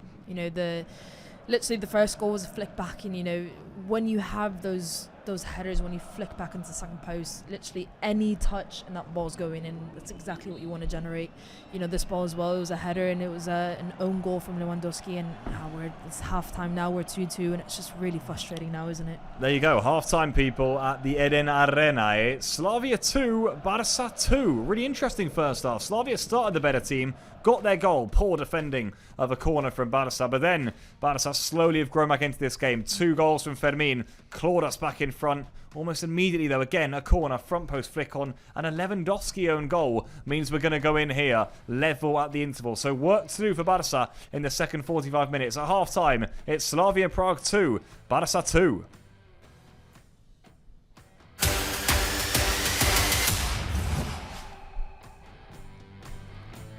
There we have it then, people. Half-time, 2-2 between these two sides. Alex, work to do for Barça. Barça have grown into the game slowly but surely, got those goals from Fermin. But defensively, Flick will be kicking the team, won't he, at half-time? Yeah, I think you have to, really. I think every single player went into the tunnel there with really frustrated faces. The fact that we've given up two scrappy, very avoidable goals, I think that's probably where the players are going to be kicking themselves the most, especially when, you know, it's not a mirror image, both goals, but the concept is the same. It's a corner kick and a free header from the first post. That should never happen, really. No. And you look at their two goals, especially that second goal was a relief, really, because it took us so long to grow into the game, so long to kind of feel comfortable with the ball, with the pace, you know, how to pass, you know, how to work the spaces. And that second goal was like, right, it's clicked. Now let's go. But literally in the instant, just like that, Slavia Prague score, and it's deflating, really. Yep. I'll be quite curious to know whether Hansi Flick wants to make a change, maybe at half time. Do you want to put in different players on? I mean, the players that are on are fine. I think some players aren't really having their best game, but I think overall, just really the scrappy conditions are affecting us quite a lot. Yeah. So I'd be quite curious to see whether Hansi Flick kind of generates a few details, because I think it is details. It's in terms of who needs to make the runs, who needs to find the spaces, who needs to advance with the ball, which player do you want to target from Slavia. And I think it's just these key details that once the players kind of figure that out, that's when we start getting a bit more fluid in terms of possession and passing and attacking. But right now, I think we needed this half to come, realistically. Yep. And we'll see what the second half has in store for us. Is there some encouragement, Alex, that despite the fact we've been poor defending set pieces, the fact that we have grown into this one and that now the spaces, they are starting to appear. We've said it all night long. Fermin, he's had gaps and he's used them. Yeah. Will Flick be trying to push his team to say, guys, we maybe thought this was going to be tight. It actually doesn't have to be if we really kick on here. Because Slavia, they've sat in, but they're not defending that well at all. Yeah, no, that's what it is. It's what we said during the match. You know, they're defending really low, but they're not compact. They're following a lot of players. You know, Lewandowski has 2 players on him literally all the time. Yeah. And he's doing, to be fair, Lewandowski's been doing really well to kind of carry the players through. That was that one opportunity that he dropped into kind of a 10 position, and Fermin ran into the space behind. It was the ball that just didn't really click. But again, you know, there's a lot of spaces when Alejandro Balde gets the ball, for example. There's a lot of space in front of him that we don't take advantage of. I think Rudy and Jules Koundé can probably do a lot better on their side as well. I think Koundé isn't having the best day. And again, you know, Eric Garcia just needs to keep taking advantage of those spaces, because that means that Frenkie de Jong and Pedri can move up higher up the pitch, help in different positions. So I think it's just a matter of where Hansi Flick has seen those spaces, which players needs to do what, and kind of how we take advantage of those spaces. Because again, as you said, probably, you know, Slavia aren't defending the greatest. They're leaving a lot of spaces, and you would expect the players to have figured that out already, but for some reason it just hasn't clicked overall. And again, you know, the ball speed does affect our play a lot. That is probably one of the biggest things, because we're not able to kind of use the ball to our advantage again. As you know, put the ball into space that the players run onto, that's not going to happen because the ball kind of slows down quite a lot. So again, it's just, you know, trying to find those details that we can take advantage of, and hopefully in the second half get a lot more goals than we have this first half, because my words. Yeah, let's certainly hope so, people. We got ourselves back in the game, but well, for right now, not doing anything on the goal difference and getting a point that isn't really going to help us. We need all 3. So, well, a big second half coming up, people, in the Champions League for Barça. Other results aren't quite going our way either so far. The teams around us are all winning. Barça are drawing. So we have work to do in the second 45 minutes. All of the action, though, from us, and the commentary is coming up, guys. We're going to leave you with the halftime quiz. We'll be back in just a few moments' time. Don't go anywhere. Play along. And then the second half. It's a huge one. It really is in the Champions League. Don't go anywhere. We'll see you shortly.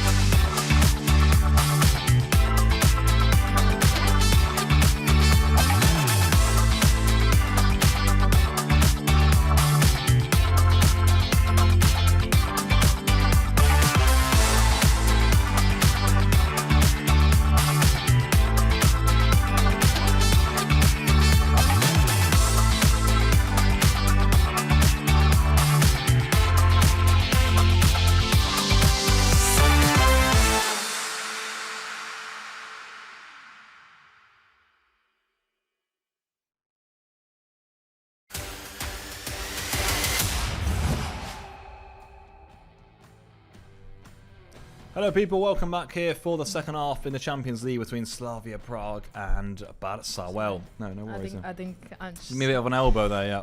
I don't think this night. Well, That's I was a going to yellow. say this night can go worse, but it actually can. So let me not say that. Yeah, There's still 45 no. minutes There left is, of the game. and it's a big 45 minutes, Alex. I just wonder whether right now Flick will be really saying to his players, guys, we cannot afford to let this go right now. We really can't. You know, we have to make the most of this chance.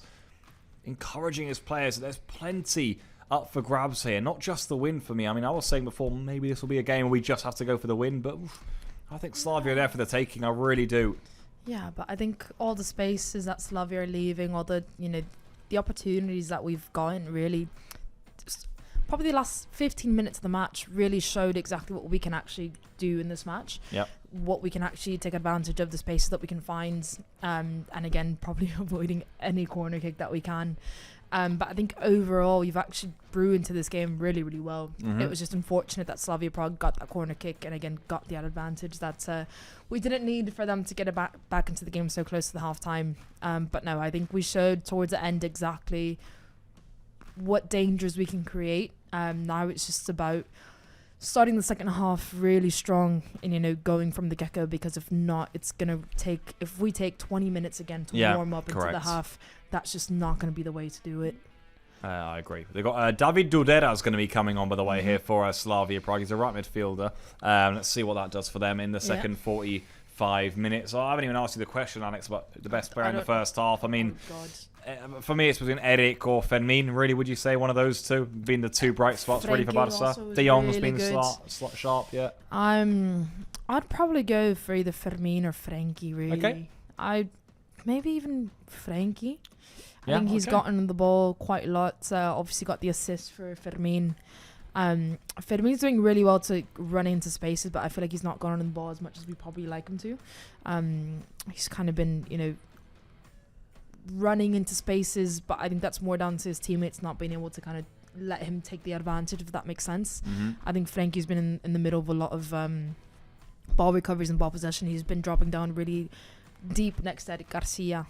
And I think he's been doing really, really well. And again, he was the assist for the Fermin pass. So I think first half overall, touches on the ball, effectiveness, importance, key player. I think for me, probably Frankie. Yeah, okay. I like it from you. I like it from me. Between Eric and Fermin, maybe. Interesting. Slavia guys are up. They're going to. What does the chat say? They haven't given us an answer right, yet. They chat, haven't given let's an see answer who's your key player of the first half. Yeah, we'll wait for you guys to put that there. Slavia are going to make two changes here, guys. I wonder, Alex, they're going to bring Thomas Wiszek and David Dudera both onto the pitch. I just wonder whether this is them saying, fitness-wise, we're not quite there, match sharpness, because of the break. Yeah. It's interesting, that, isn't it? And you can actually see that half-time. They'll probably be happy enough where they are, but I think this is a purely fitness perspective and saying we need some fresh legs. And we did see they were tiring a bit, leaving gaps, not getting tight enough to Barca players at the end of the half. Yeah, maybe. He's made two changes at half time. Yeah, no, maybe. Or maybe, you've realised that you were leaving a lot of spaces behind it. But also, they have created good opportunities from themselves. So maybe is it kind of like, right, we don't need to be so reserved. We don't need to be so defensive.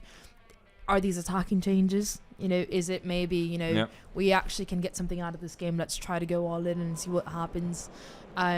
So we'll see if anything changes. I wouldn't be surprised if the lineup, if in terms of the formation changes, because, from a 3-5-2, maybe they go into, maybe a back four. It's an interesting one. Well, I'll tell you, Wiszek is a centre-back, by the way, so let's see what that is all about. They could be two like-for-like changes. A centre-back and a right midfielder are going to be coming on here, people. So let's see what that means. Their right midfielder is Moses, and he's been by far their best player, so I'd be quite curious to see maybe switches around a bit. But again, I think Slavia have the advantage going into the half, really, when you look at the momentum, when you look at the confidence levels, I think, as well, because we had to work so hard for that second goal, and they got it off a corner kick, which granted they did get that corner kick, but now it just seems like a really big blow before half-time. And I'm curious to see what Hansi Flick has had to say to his players and what he changes. I feel like it's going to be key movements. I wouldn't be surprised if he goes to the likes of Lewandowski, Fermin and Rafinha, maybe to try to create different triangles, different spaces for each other. So, yeah, I'd be quite curious to see what Hansi Flick had in store for his players at half-time. Slavia players are back out on the pitch. Just looking at the table right now, Alex, we are still in 15th. Okay. We're still in 15th. If we were to get a goal, we could propel ourselves up. And then Newcastle are in a really good spot right now because they're on 13 points and they've got +9 goal difference. So it's a little bit frustrating right now, is what I'd say, people. And as I said earlier, Atalanta and Liverpool are also winning as well as Newcastle. So there is... Barca have almost got to forget about that and just try and focus on themselves now for this second half, which is, my God, a big one. Yeah, I think right now... we literally can't focus on anybody else but ourselves because we've been struggling this match. We're not doing well to take advantage of it. We've failed our mission really so far. But it looks like the Barca players are out for the second half, which means let's go back to game commentary, people.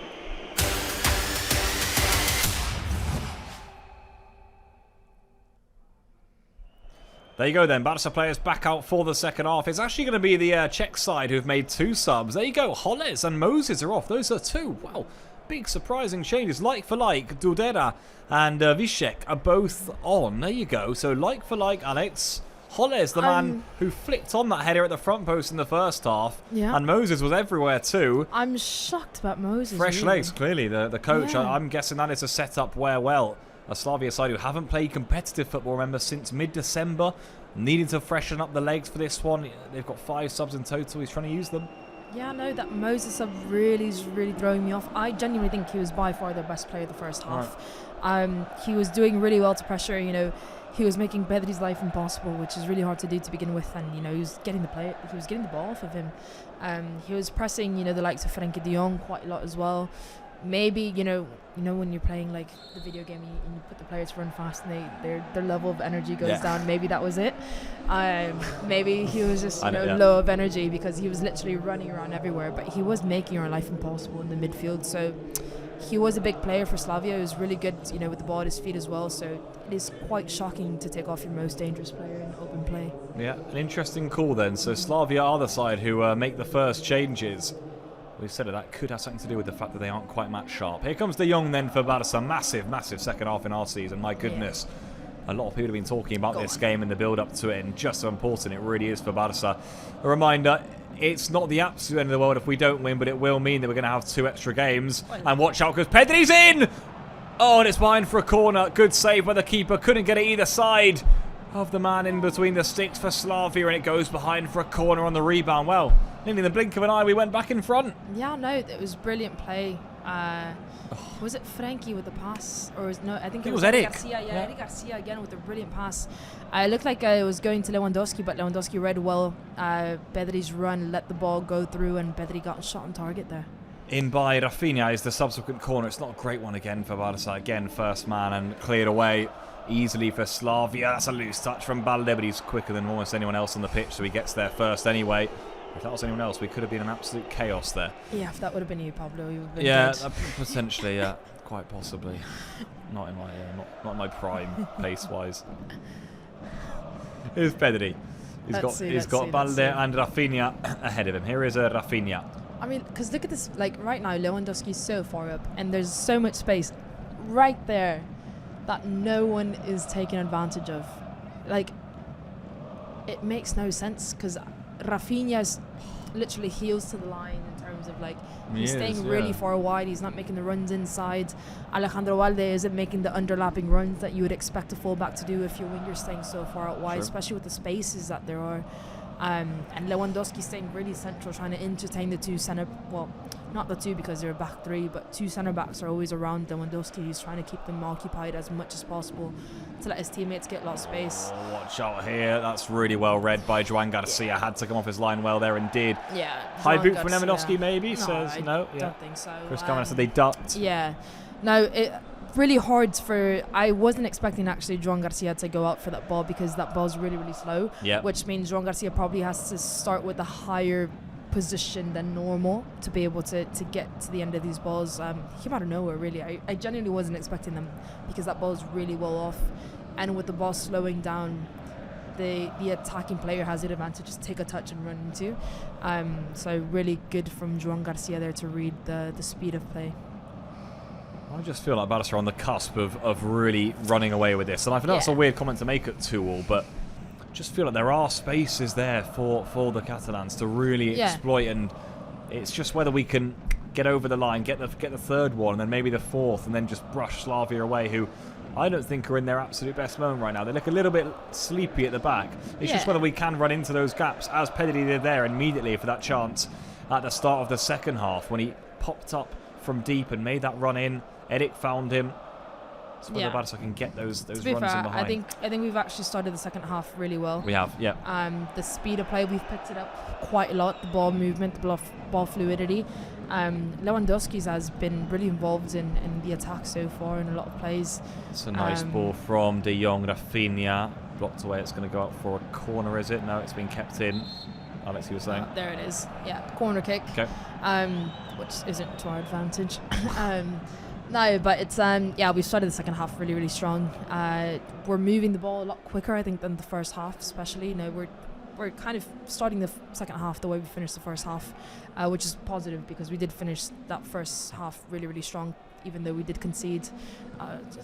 Sort of Rafinha's cross. It finds Pedri on the edge, and now Fermin Lopez! It's come out to Lewandowski, and now De Jong! One of the most bizarre goals of the season, and it's not going to stand. My goodness me, what on earth was happening there?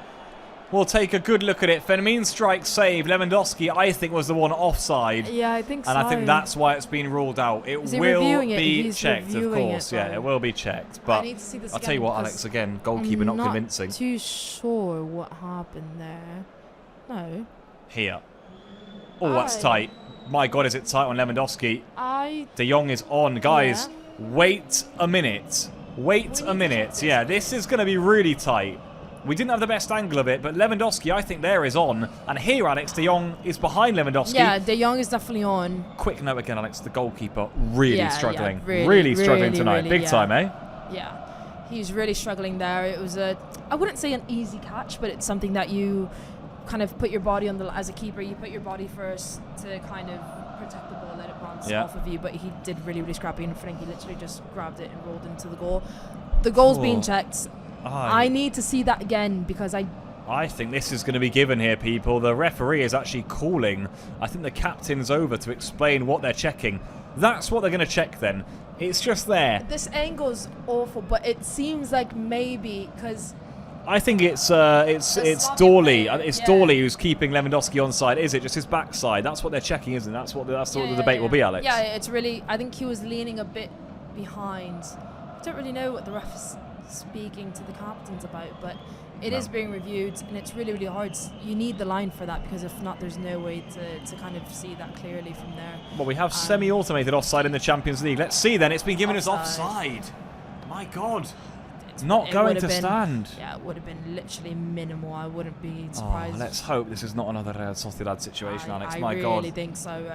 That was really, really minimal. It was one of those moments where the attacker's going forward and defender's going backwards. Yeah. And usually that does give the advantage to the defender, because even if they're on the same line, your body position is going to be a bit more forward than back, if that makes sense. And I think this was one of them, because Slavia defender was kind of leaning forward, and Lewandowski was leaning forward the opposite way to get that advantage. Lovely turn from De Jong, who thought he'd scored a moment ago. Maybe he can set one up here. De Jong, look at Rafinha. Surely it's 3-2. It's not. He's blazed it over. You were way too confident there, Pablo. Those Rafinha's low-driven shots. I bank on him. He got forced a bit wider, didn't he? Yeah, I think the ball was bouncing. It was really uncomfortable, to be fair.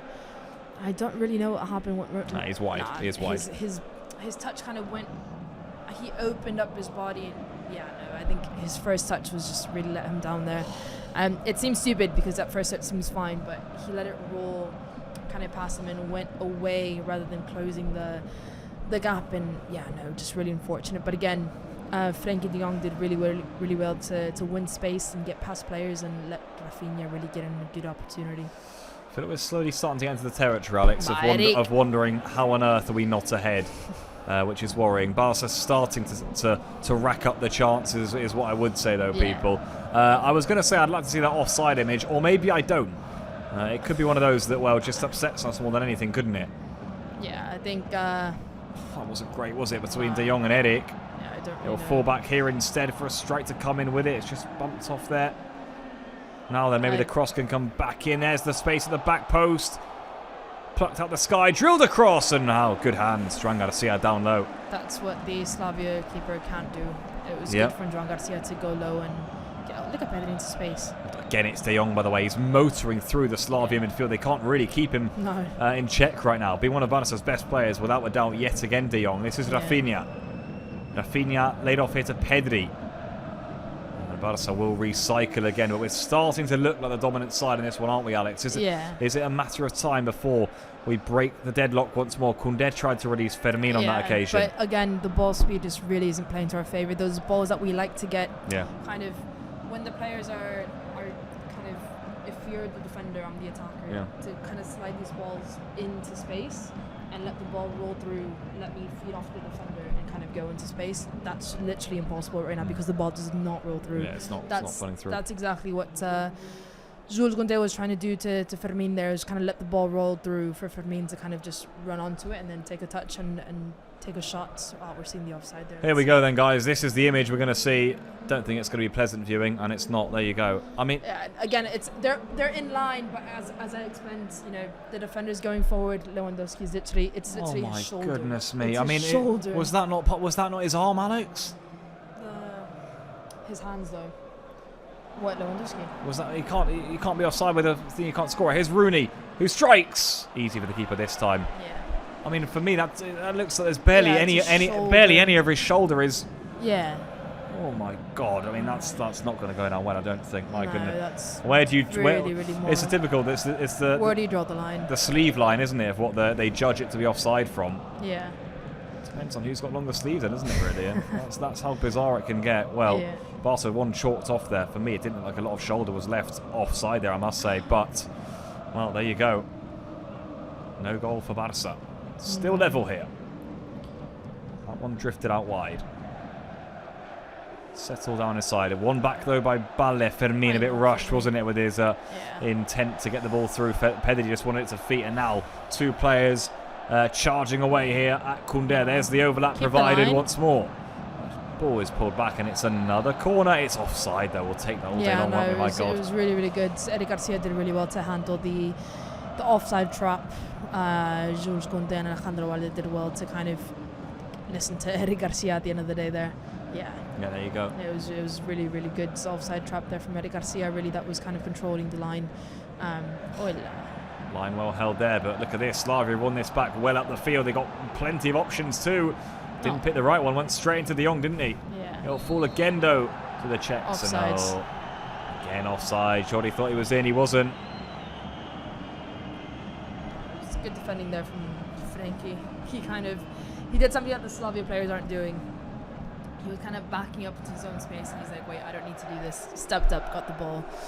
Did really well to intervene there. And look at this. Look at him again. Once again, it's De Jong who's motoring through the Slavia team. He finds Rooney Bardghji. He gets it stuck in his feet. He's going to have to recover this now, Rooney.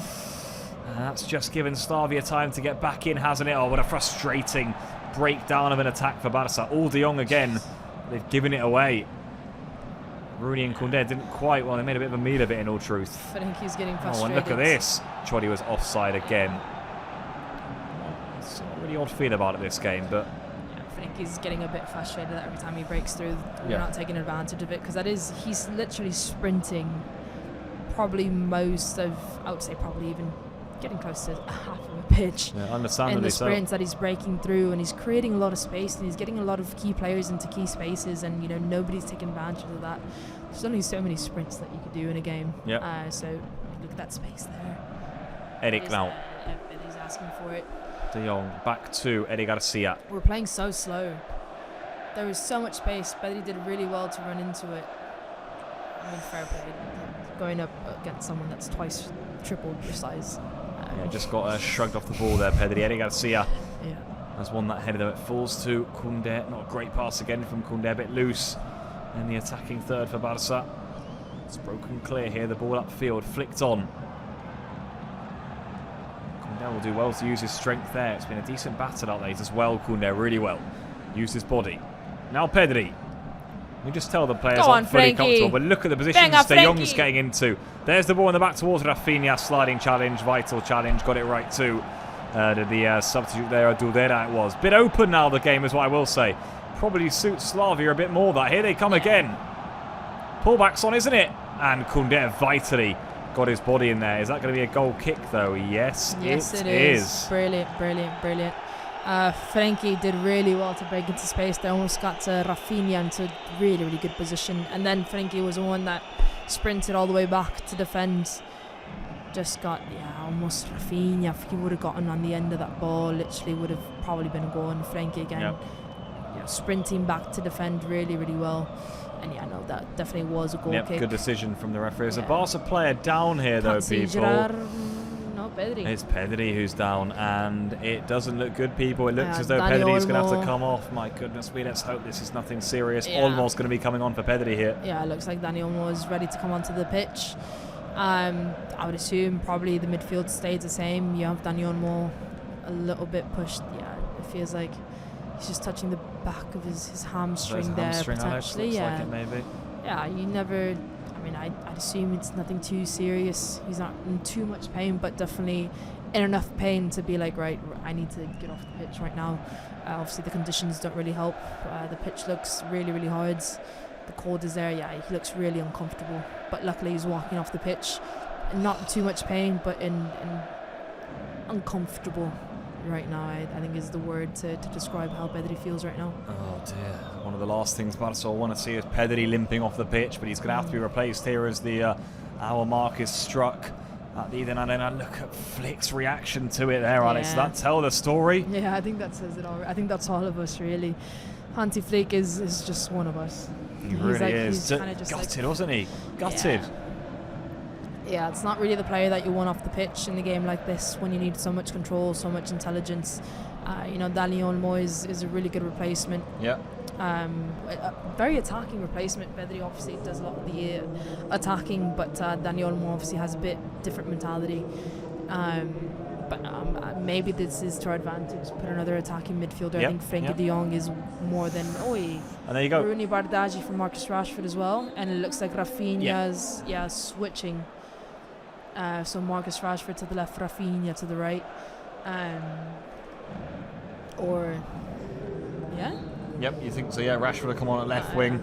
Rafinha will go over to the right-hand side. So there you go, double change for Barca. Flickers taken that opportunity to mix up the deck a bit more. Yeah. We thought Rashford would definitely be seen at some point tonight, and there he is on the pitch there. So two attacking reinforcements for Barca. They've got some defending to do here, though, which Martin should be able to do relatively easily. He does.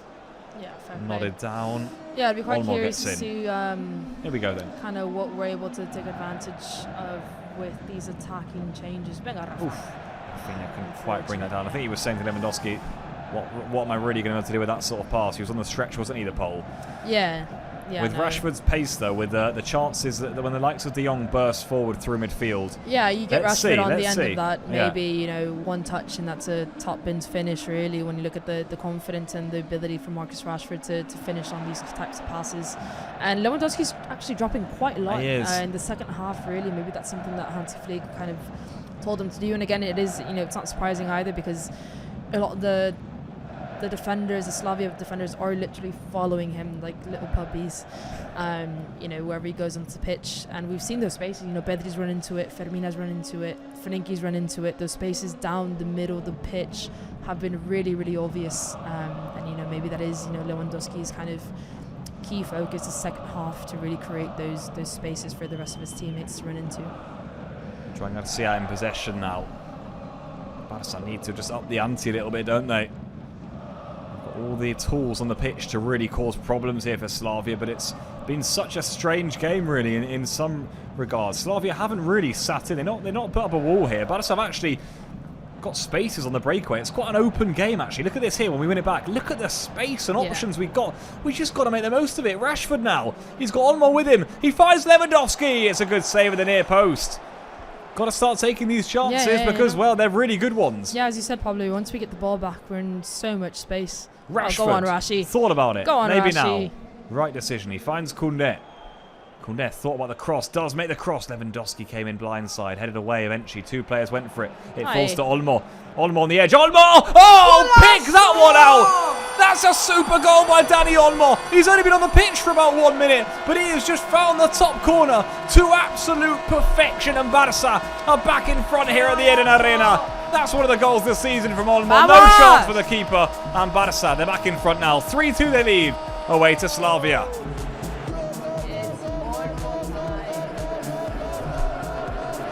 Que golazo. My word. Dani Olmo from the top. Oi. Oi.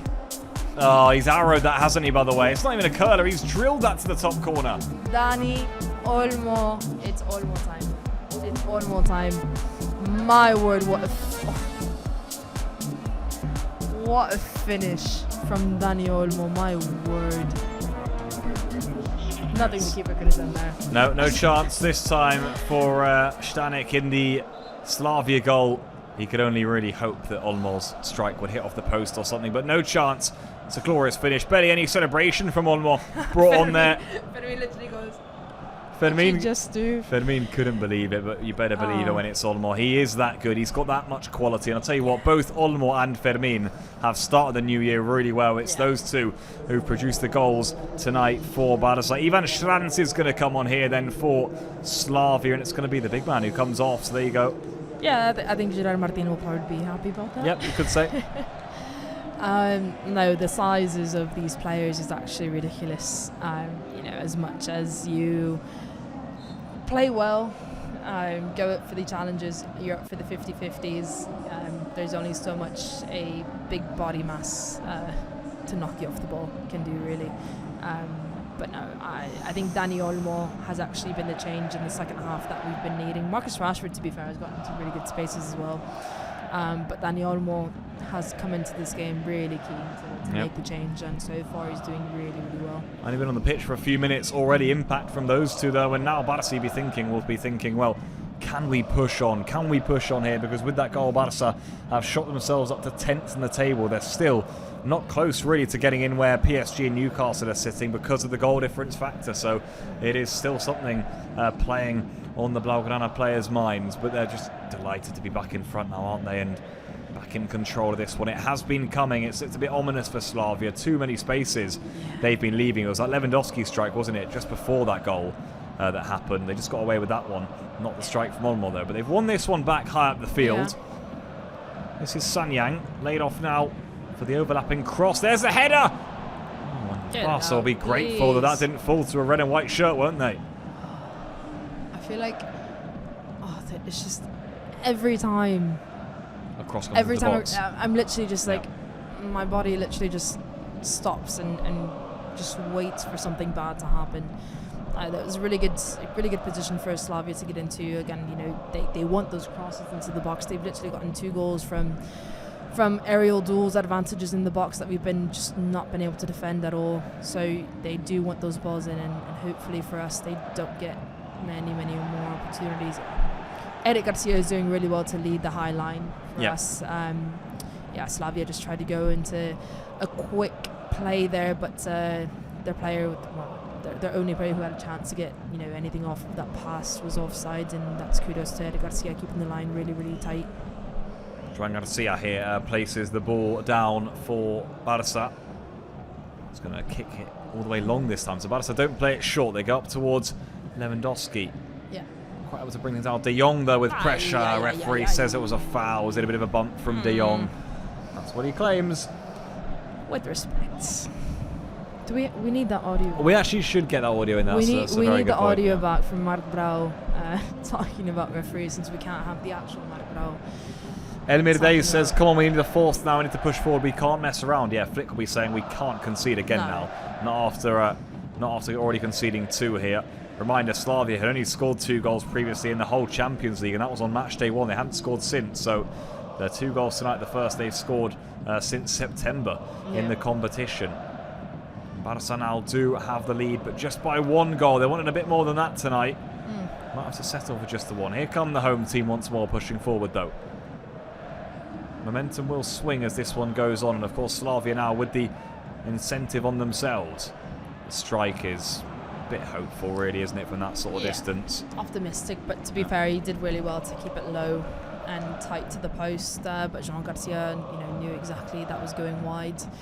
He dove, but he saw it out, which is, it's what I think Slavia, I wouldn't say really panicked, but when they get in these positions, they really try to force that shot on target, because they're not getting many opportunities, and they know that they need to take advantage of them as if they can. And the way that they've been scoring as well, it's kind of like, well, let's do this, and if it happens, it happens, So it's I feel like that kind of player needs a name. Watch out for this. De Jong could get on the end of it. He doesn't. Advantage, and it's going to be a Barça free kick. Slavia are about to make their 4th change, by the way, people. We only played 68 minutes, and again, the coach keeps on mixing up the play. Just to keep the legs fresh, really. Lewandowski's boots come off. It was unfortunate. It was a clear advantage because Frenkie was on that ball in so much space. But it was a clear foul on Lewandowski there. Someone says the Barca games must be thrilling as a neutral. Yeah, you could say. There's always lots of goals, isn't there? Barca. Yeah, really. Over 80 goals now they've scored this season. Mohamed Cham's going to come on then, number 7 for Slavia. Another attacking change for them. Let's see what he can conjure up. They've not had much of the ball in this second half, though, have they? The home team down to just over 37% of the ball overall now. It's been pretty much all Barca, especially in the lead up to that goal, of course. Yeah. All the possession was with the Blaugrana. Here's Gerard Martin. Really good from Gerard Martin there. Nice step up into play. Koundé has Rafinha, who's playing wide right now, of course, people, with Rashford on the left. We've not seen the ball get to Rashford's feet quite yet for him to take someone on. Here comes Slavia then. Eric's out of position, but Koundé mops it around the back. Those back passes are always a bit risky, aren't they, on this pitch? But John Garcia's clearance is 1. Olmo then wins the second ball, flicked on by Rashford. And Barca really can play good into space here with Balde. Go on, Rashford. Look at him run. Good run too by Rashford. There you go. He's been picked out. Marcus Rashford returns. They're in. Rashford. Lewandowski has scored for Barca. Just like that. He does get on the score sheet. It's the pole for Barca, who now lead by 4 goals to 2. Fired in, wasn't it, to him by Rashford. What a first touch. What a finish. And Barca now have breathing space in Prague. I really thought Lewandowski wasn't going to score that. His first touch was really awkward. And he got on the end of that really tight. I was thinking maybe it would have gone for Ivan. I think Garcia and him were literally like, I don't know what happened. That was a brilliant run from Marcus Rashford. It was a brilliant ball as well. Yeah, brilliant. That was brilliant from Lewandowski. It was, to be fair, it was a really hard ball to control because Rashford literally drilled that in. Went past the Slavia player. Lewandowski kind of was just there as a backboard and off the rebound from his body. Just did well to react, take the ball into the back of the net. And there it is. Super from Lewandowski, wasn't he? You're right, Alex. This is not easy, and yet we do. Lewandowski.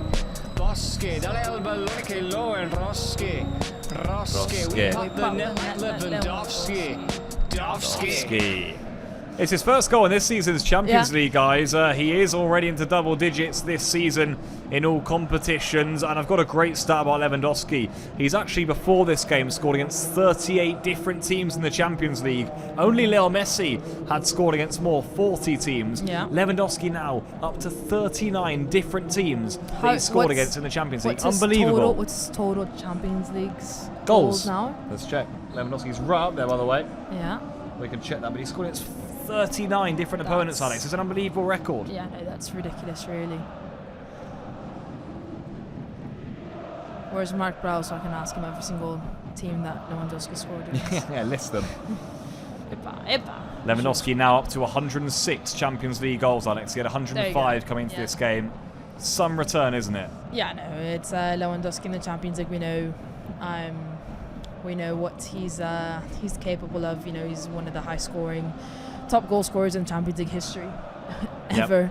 And I think that says it all about the type of player and, you know, the fact that he scored in every single final against Real Madrid also was a stat that really blew my mind there about him, because I think he's a player that really the season before really maybe had a bit kind of quiet eras, but then he shows up in these moments and you're like, right, you know, you still are one of the best strikers in the world and you're on our team, and thankfully for us that he is, because he does score goals in the very, I think what I like about him is that he's very efficient in terms of very simple, very efficient, does what he needs, and he doesn't try to overcomplicate it. Good news for us too, Alex. Atalanta are 3-1 down. You can see it there, people, at home to Athletic Club, which means that right now Barça are in the top 8. Chelsea's still 0-0 as well, which means that Barça, for now, are in the top 8 of the Champions League, remarkably, really. Yeah, really. We're now level on goal difference with Sporting Lisbon, both on +5, but the more goals the better. Barca know that, and they've still got 17 minutes here to get another to put ourselves well in the clear here. It's ebbing and flowing, it's all changing. Don't want to concede again, that's for sure. Here comes Slavia. Eddie got a touch, easy for Joan Garcia, really, and there you go, it is. The good thing is I feel like Slavia are slowly crumbling in this one, aren't they? They're slowly losing a bit of the appetite for it. They're kind of, look at all the spaces that they're leaving us, really. Yeah. No, but I think once they're getting into the final third, they're really trying to force kind of getting into the goal, which I think is to our advantage, really. You can't, you know, they're trying to get those quick passes into space, and our defenders are doing really, really well with the high line and the offside trap. We're not giving them any space to run into. But no, I think, Slavia right now are, I wouldn't say desperate, because they're not looking for it as much as we are. But I think also they're he took out the linesman there. Yep, linesman's been taken out there by the challenge from Gerard Martin. Oh, that was brilliant. Here it is, Alex, there you go. Yeah, not brilliant, but it was kind of funny. That was a yellow card there. Caught him high up, didn't he? Yeah, yellow card. No, but Slavia kind of, I wouldn't say giving up either, because they are getting into the final thirds quite efficiently, I would say. You know, they're getting the crosses in, we're defending it really well. Joan Garcia there did really well to get to the end of it. And they're making us drop really, really deep, you know, starting to play from the back, which isn't to our advantage. Go on, Rashi. Rashford is quick here, though. He certainly likes it, doesn't he? Rashford cuts inside, the ball through towards Lewandowski, right idea. On our pitch, that would have gone through. Yeah. On our pitch, that was the right idea. Lewandowski was making a really, really good run. Marcus Rashford just tried to slip the ball through two defenders, but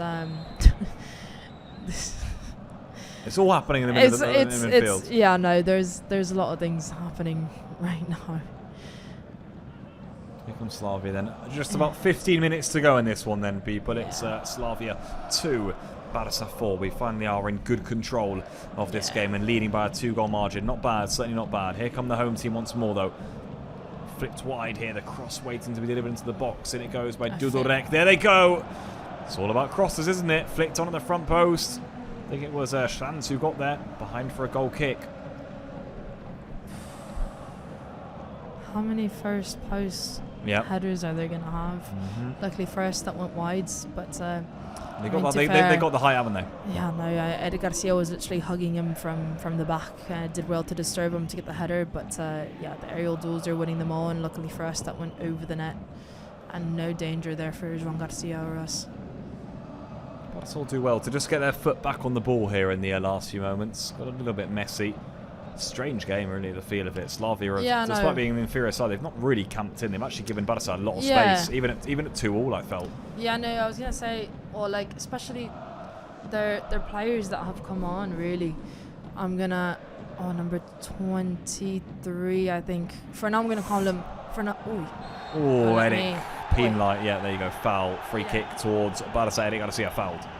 Number 23, for now I'm going to call him Manuelas, because I don't want to, Sadiak, okay, you say it, because my mind isn't ready to read the Czech language, but no, he's been getting into a lot of good spaces in between Eric Garcia.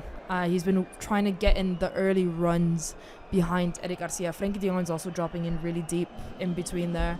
And it looks like Marc Bernal and Ronald Araujo are coming on. There you go. Two more changes coming up for Barca. You said it, Alex. Bernal and Araujo coming on. You'd assume Frenkie de Jong and maybe Eric Garcia even. You know, those two have really gotten really intense minutes in the 77 minutes of Frenkie de Jong literally sprinting through. Eric Garcia has also had to do a lot of work. Eric Garcia hasn't played 90 minutes for a bit now, I think. Eric. I would say maybe 90 minutes sometimes, but a lot of the time he does come off right before the 90 minutes. 16. Here we go then. Fermin is off actually. Yeah. Shocking. Yeah, fair enough, I suppose. Fermin. Yeah. Fermin is off. To be rested. And let's see who Ronald Araujo is going to come on for. Double change now, Alex. Fermin Lopez, though, the man who got 2 goals, Barca's first 2 goals tonight. Another good performance from him. Yeah, it was good. It was really, really good. Fermin, I love the way they went to celebrate with Hansi Flick after his second goal. Really, really good. Really, really good game from Fermin Lopez. Alejandro Valde off for Ronald Araujo. Okay. Right, so... Which of course means Gerard Martin to left back. Yeah. Shame, isn't it, that Cancelo isn't registered for the Champions League, because you can see Flick clearly wants to give rest to Valde too, but he of course can't do so as much right now. Yeah, no, I think, it's straight swaps really when you look at it. I think Marc Bernal is going to have a bit more of a defensive role than Fermin Lopez. I would say you probably want to leave... Yeah, it looks like Marc Bernal is going to be the deep lying midfielder. Frenkie de Jong gets a bit more space on the right side, and Dani Olmo's the lone midfielder in the attack. Probably, you would say defensive change maybe. Yeah, just panning things out. I mean, obviously for Araujo, giving him a few more minutes on in the first team squad, it should be useful for him. He's only played since he's come back in those dying embers of the Super Cup final, so a few more minutes for Araujo too. And yeah, I think that's right. Beforehand, that's vital from Eric. How good was that? Super from Eric Garcia, vital that he got in there. And I think for Bernal, it's panning out the midfield a bit more. Obviously, we had quite an attacking midfield three, didn't we? With Frenkie as the pivot, if you like. Yeah, when you took Pedri off. Yeah, when you took Pedri off, it really changed the dynamic of the midfield, leaving Frenkie kind of as a lone defensive midfielder, leaving Dani Olmo higher up next to Lewandowski and letting Fermin kind of roam that midfield a lot. Now you have Marc Bernal really, really close to the centre backs. Frenkie on one side, Marc Bernal on the other side, and leaving Dani Olmo free up top. So yeah, probably a bit more of a defensive change there from Hansi Flick. Yeah, certainly so. Final Slavia chain has been made too, by the way. Chiti has come on for Khrushchev, who was the scorer of the opening Slavia goal. We are now into the final 10 minutes here, people, between Slavia Prague and Barca. Lots of movement going on around the tables. But Barca right now are doing their job. They're doing their bit. They're going to get their win as things stand.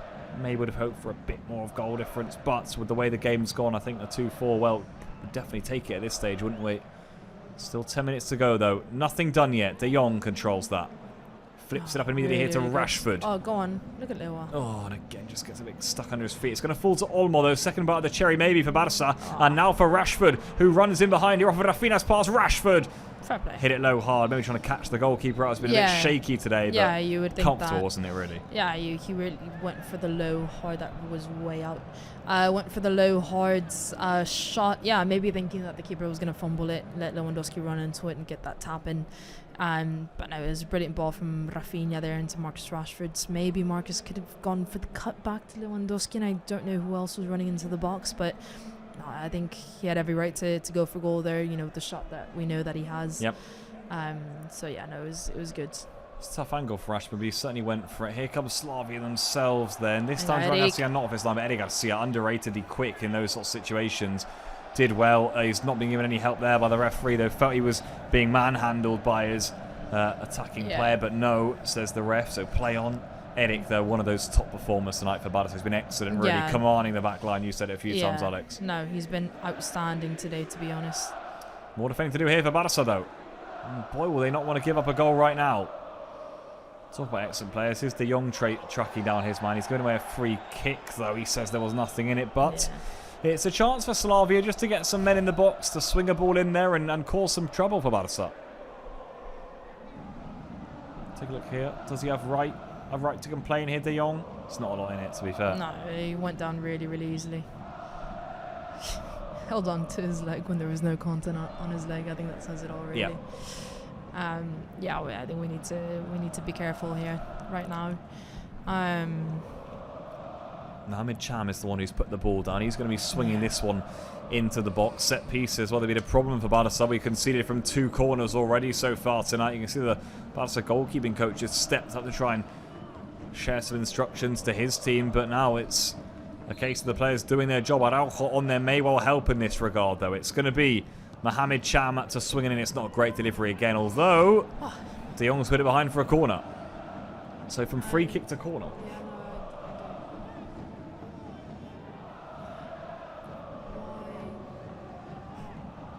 Alex is nervous. Let's see if Barca can deal with this, though. Lewandowski's doing the organisation of this one. One of the last corners where it went off him and into the back of Barca's net. In again by Cham. Araujo at the front post, away. Back now to the substitute winger.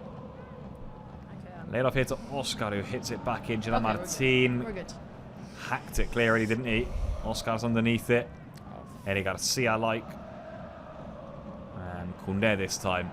Up into the sky, a bit messy in there, and eventually it will be pulled back I think, for an offside. So I think that'll be a Barca ball all the way back in our own half. Yeah, luckily for us, Ronald Araujo did really well to get into that front post. I'm assuming that's something that that was instructed to him off the bench. Really, the 2 corner kick goals by Slavia were literally identical of the first post. So I wouldn't be surprised if they were like Araujo. Yeah. First post, and don't let the ball get through, and he did that exactly right now. Certainly one of the strengths at Araujo, set pieces like that, defending them well. I'll tell you what, since the Barca 4th goal, we haven't seen too much going forward from Flick's team, have we, no. Alex? It's been a lot more of a calm game. A bit of defending has had to be done. Araujo does that piece really well. Been sharp so far off the bench. They'll have to be careful here with the Uruguayan. And he hacks that one upfield. Well played by Araujo. Yeah, good defending there. He was in a really tricky position, but he did well to just let go of the ball because he was passed back to Joan Garcia, wasn't on. Passed back to any of the defenders around him, wasn't on. So he did really well to just get it out and let us try to recover that high up the pitch. Was that a foul from Olmo? Yes, it was, says the referee. Yeah, he just clips the Slavia defender from the back, trying to get the ball back. No bad intention, just unfortunate timing. They can restart again here. Just over 5 minutes to go. Certainly got a bit of a hush and a calm feel about it, the game, I must say.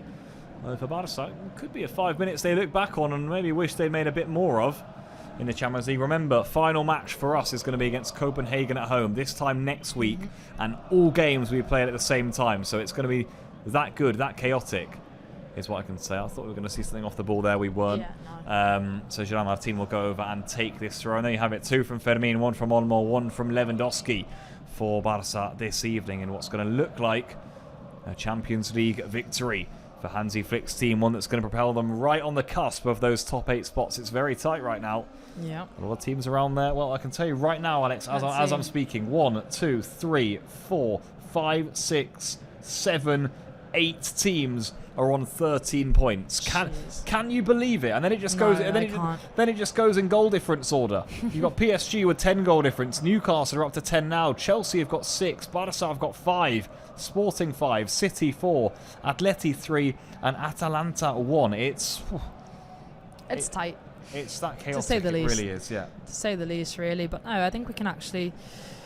It's good, obviously the most important bit of today was getting the win, because without the win, obviously, we can't get into those positions. The next was goal difference. Grand, 2 goals is something. It's not enough, I think, not with what I've just told you, yeah. I was going to say, that was a Slavia shot there, so that's why I paused. But no, when you have, the exigencia, the demand, if you like. Yeah, when you have the demand of the team and, you have the demand of having to finish into those top 8. Again, save ourselves a match day if we can. It's just not good enough what we've seen today. It's not been good enough. It's not good enough for the result. So, granted, we still have 1 more match week this month of a Champions League game. But I think today we could have gotten so much more from it. It really just took us a long time to get into the match. De Jong's going to be booked here for Barca, so he is cautioned. Yeah. Just watch out here. I wonder whether Frenkie de Jong was one of those who, if he was booked, would be suspended for that Copenhagen game. I'm going to really hope I'm wrong there, but de Jong sliding in. We'll have confirmation in a few moments' time. Yeah, hopefully not. But yellow card for De Jong. Usually, yeah, there you go. misses next match. So De Jong, guys, suspended for Copenhagen at home. And, well, let's see how bad Pedri's injury was. If it's bad, that's a real worry for Barca. Yeah. It really is because, well, none of those two in a game as vital as that one where it looks as though, like tonight, we're not just going to have to win. We're going to have to win quite healthily. Yeah. Well, to be without those two is a huge, huge loss, I must say. And it's looking like that might be the case right now. Yeah, no Pedri, no Frankie is not ideal. Obviously, we have Gavi out as well, so... Yep. Not a good finish to the month, really, when you look at that. Frustrating, that one. I mean, the Pedri injury is what it is, I suppose, but to get a yellow card there with 2 minutes to go, and my God, that's annoying, isn't it? Yeah, no, it's not ideal. And to be fair, I think it was... I wouldn't say it was a clean tackle, but it was a 50-50 tackle. Yeah. The unfortunate was that the Slavia player went into the tackle standing, Frankie went in sliding, and naturally he got just his ankles, but I think Frankie actually got the ball. So it was just, it was a tackle that was necessary in terms of winning the ball back in that position, but at the same time, just really unfortunate. Here come Barca once more then. Oh, our fifth goal would change things. Rafinha! Goalkeeper again doesn't get a hold of it. Oh, could Lewandowski have gone down there? Nah. Stayed on his feet. This is Koundé now. Yeah, I think Lewandowski did really well to stay on his feet and get the ball back. He tried to look up for a quick decision, but to be fair, the Slavia defender did really well to get on the back of Lewandowski to not let him turn in and get a cross in. Araujo now for Barca. Laid off in here to Rafinha. This is Rashford for Barca. Oh, look at De Jong, he's in. Rashford doesn't use him. Now Bernal. There's Lewandowski. Any Barca options? Rafinha. Looks ominous for Slavia. Lewandowski. Was he fouled? Kavanagh says no. Was that a back pass? Was that left? I can't believe what I've just seen. And it's not been given. He literally grabbed him and threw him to the ground. One of those ones you just had a feeling they weren't going to give, didn't you, really? Koundé fouled on that occasion, though, says the linesman, actually. Not a goal scoring opportunity. We'll take another look at it in a minute. Was there enough contact there to bundle Lewandowski to the floor? He was certainly... Well, the defender didn't have much idea about where the ball was, did he? He stood up Lewandowski and tried to square up to him. Let's see if we'll get a replay of that. I can't imagine this being overturned, Alex. Here it is. No, I don't. Yeah. You just know it's never going to be given, in all truth, really. Yeah, it's just ridiculous, though, isn't it? There you go. Tumble to the floor there, Lewandowski. With respect. With respect. I mean... 3 minutes of stoppage time. A bit of defending here to do for Barca and Ronald Araujo. Throw into Slavia. Thank goodness it's not a corner. Alright. Cham wants more. 2.5 minutes left to go, left to resist. The Slavia are trying to get a goal right now. Olmo tries to get his boot on the edge. they're Martin as well to come over. Yeah, Slavia are just really playing high up the pitch, trying to move the ball around, trying to get into spaces. To be fair, right now we're doing really well defensively to not let them get any joy in our half. This is going to be played long with a goalkeeper who has had a really tough night, Alex. It's fair to say. You look at Slavia players who haven't really enjoyed themselves. He'd be at the top of the list. My goodness me. Yeah. A few really shaky moments. And remember that goal that was ruled out for De Jong for a very tight offside of Lewandowski's shoulder. Yeah. Well, my goodness me. Not ideal. No, not his night. Not his night in goal for Stanik. Slavia have played a little bit like a team who haven't played competitive football in 6 weeks. They've given it a right old go tonight, and at times they look really threatening, certainly in that opening 20 minutes. But you just feel like legs got the better of them a little bit, and I wonder whether Barca would have made more of the gaps that have been left by the side from Prague this evening. Rashford now into De Jong, back to the Englishman. Yeah.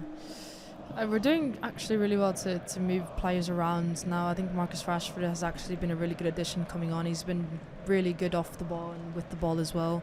He's been finding Frankie and Lewandowski and Rafinha really well. And Lewandowski, you can tell, has been tasked. That's nice. De Jong. Is there a Barca fifth? Rashford, no. Just got the pass wrong there, Bernal. Watch out here. Wait. Oh dear, because here comes Slavia. Go. Araujo, though, is mightily quick and strong. Ronnie. And he does ever so well, doesn't he, to get back in there and bring this to safety for Barca. So that was excellent from Araujo. Really good. Yeah, really good defending there from Araujo. Helped Barca out of a bit of a hole when it just looked as though we were maybe going to get the fifth there, Alex. Just a bit ominous for Slavia, but no. Yeah, it was a bad touch there from Marc Bernal. It wasn't... I think he just needed to get a touch on the ball and not really try to create a pass, if that makes sense. And he went for the pass and the ball was just too... I think I have to say, Frenkie de Jong did really well to get out of pressure there. He literally had two players around him, made them go in circles, got them dizzy, and then left the ball into space for Marc Bernal, I think it was. But no, I think Frenkie has easily been... There it is. There you go then, people. Full time here at the Eden Arena. It's ended. Slavia 2, Barca 4. So Barca do get the job done. We've got the 3 points we needed. But as things stand, we're going to be 9th in the Champions League phase standings. 2 goals from Fermin, 1 from Olmo, and 1 from Lewandowski, who actually scored at both ends tonight, both for Barca and for Slavia, with an own goal. It will all go down to the final match week then. This time next week, Barca's fate will be decided. Here it's ended. Slavia 2, Barca 4.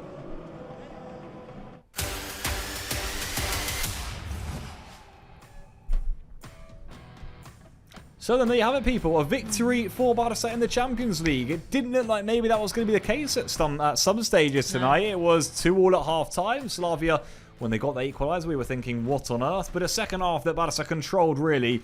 Got a lot of chances in.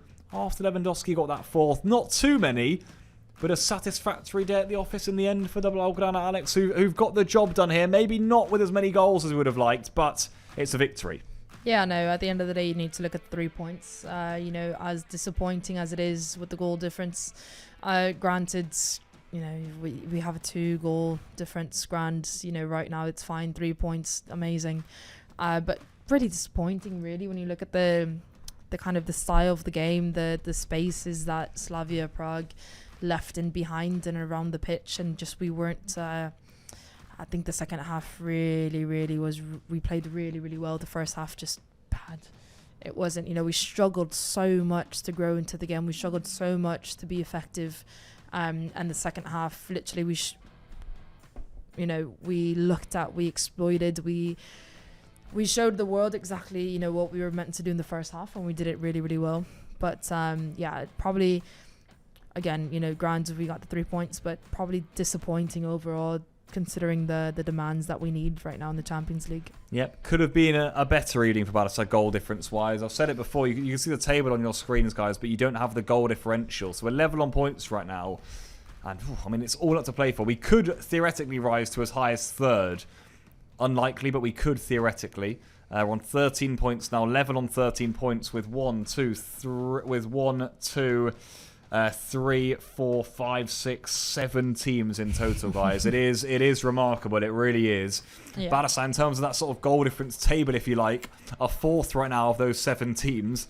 We've got Sporting, City, Atleti and Atalanta all behind us. And you've got Chelsea, Newcastle and PSG ahead of us. It's all very tight. It's all very chaotic. Fermin's won the game MVP, by the way. Yeah. My God, is that going to be exciting next week, Alex, though, isn't it? Yeah, no, it's going to be really, really entertaining, really, when you look at it. It's a high-stake game, for the sake of the players, really, when you look at it, as important as it is, granted, you want to finish in the top of the table in the Champions League, but for what it means to have a rest day.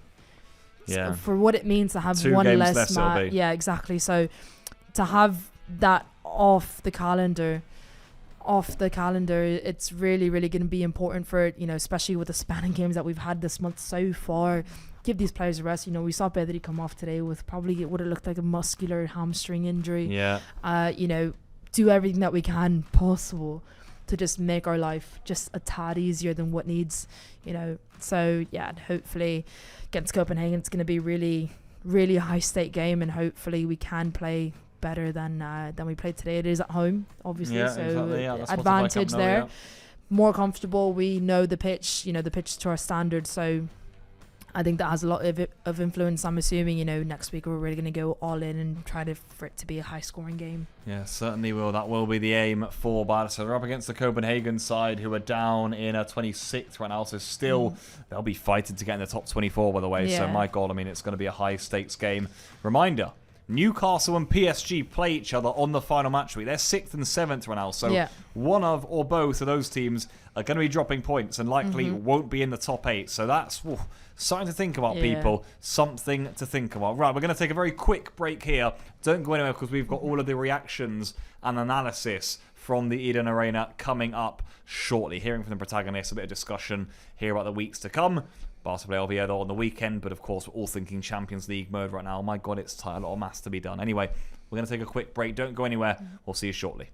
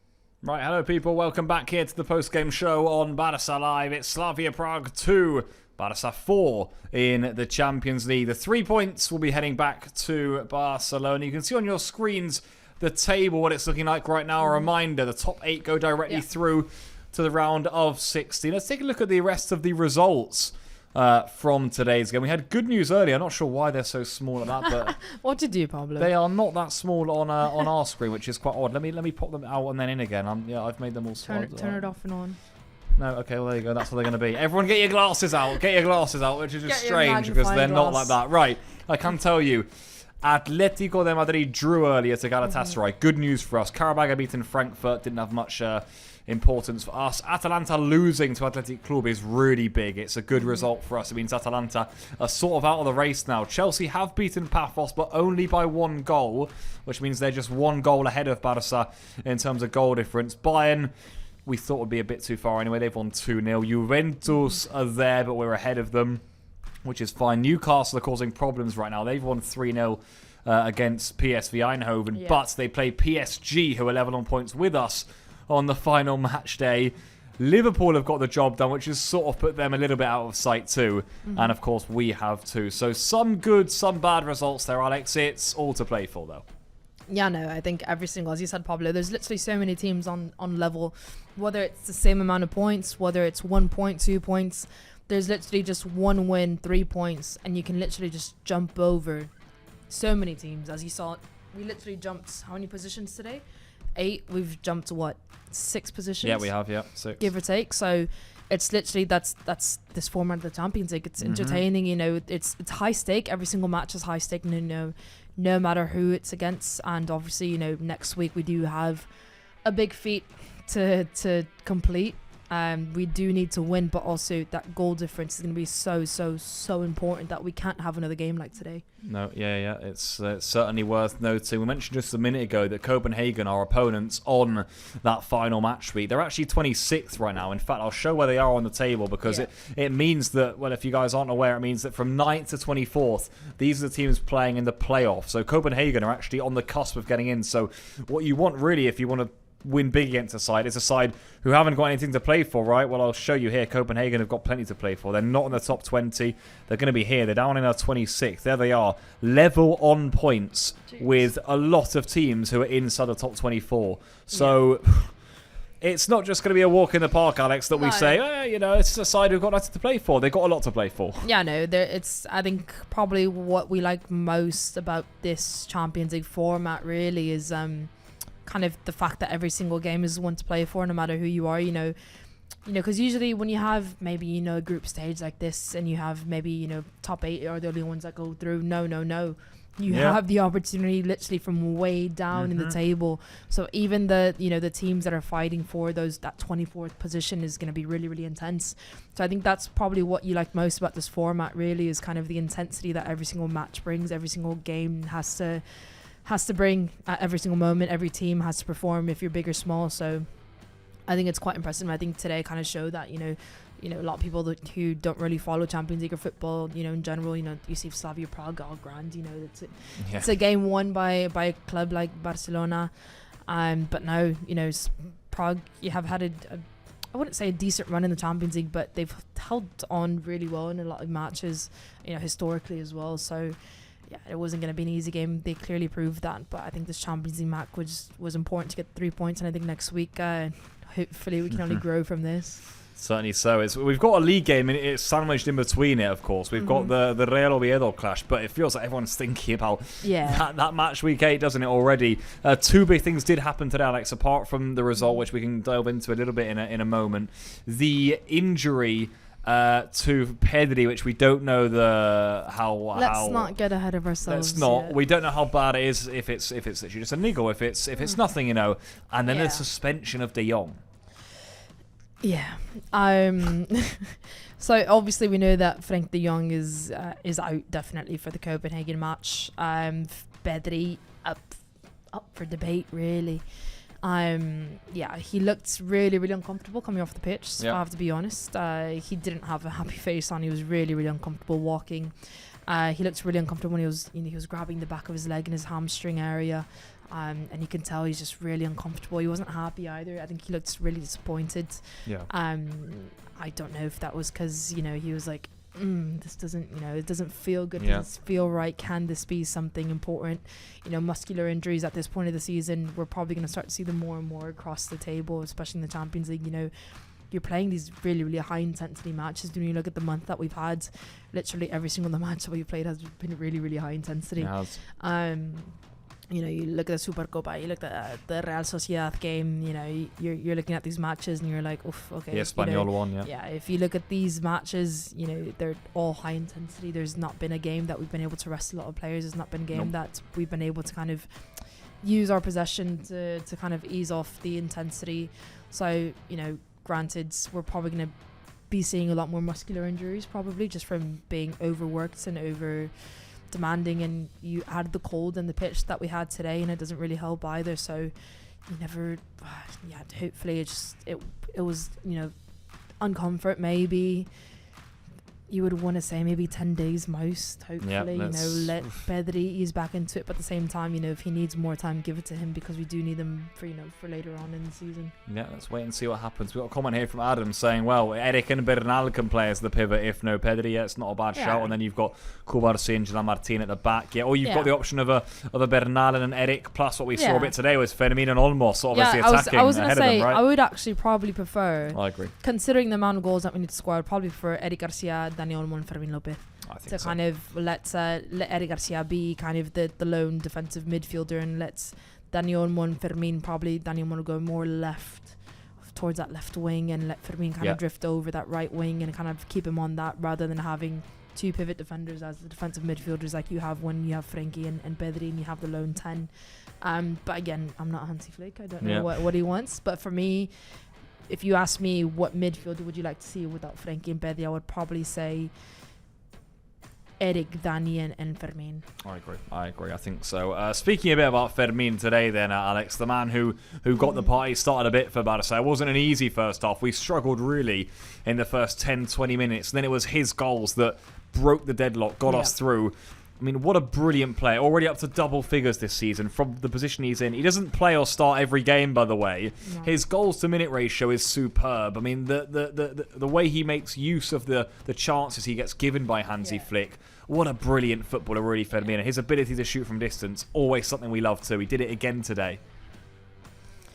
Yeah. No, I think Fermin has been outstanding. He showed up in big moments, especially in the cold today, which someone like Llorens hasn't been enjoying as much as us. But Fermin has an outstanding game. He was there in the big moment when we needed the breakthrough, and he gave us two. So outstanding player for us today. Really made a difference in the midfields, and you know, you said it, Pablo. He gets the ball at the top of the box, and the only thing you want him to do is shoot. Yeah, you really certainly do. Let's go and speak to Llorens Tares, who is indeed at the Eden Arena this evening. Llorens, first of all, are you a bit are you a bit warmer?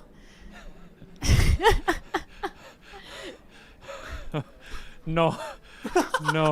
Hi. Com esteu? Benvinguts. Llorens, respira una mica. Okay. No puedo hablar. I cannot speak. It's amazing. Fa molt fred, ha fet molt fred durant tot el partit a peu de gespa. Es notava moltíssim i una sensació estranya, realment, de fins i tot estar un punt incòmode del fred que feia. Però bé, ens hem escalfat a base de gols, aquestes 4 dianes del Barça. Sí. Ens hem escalfat a base de gols i al final aquesta victòria, doncs mira, sembla que podem tenir opcions d'entrar en aquest top 8.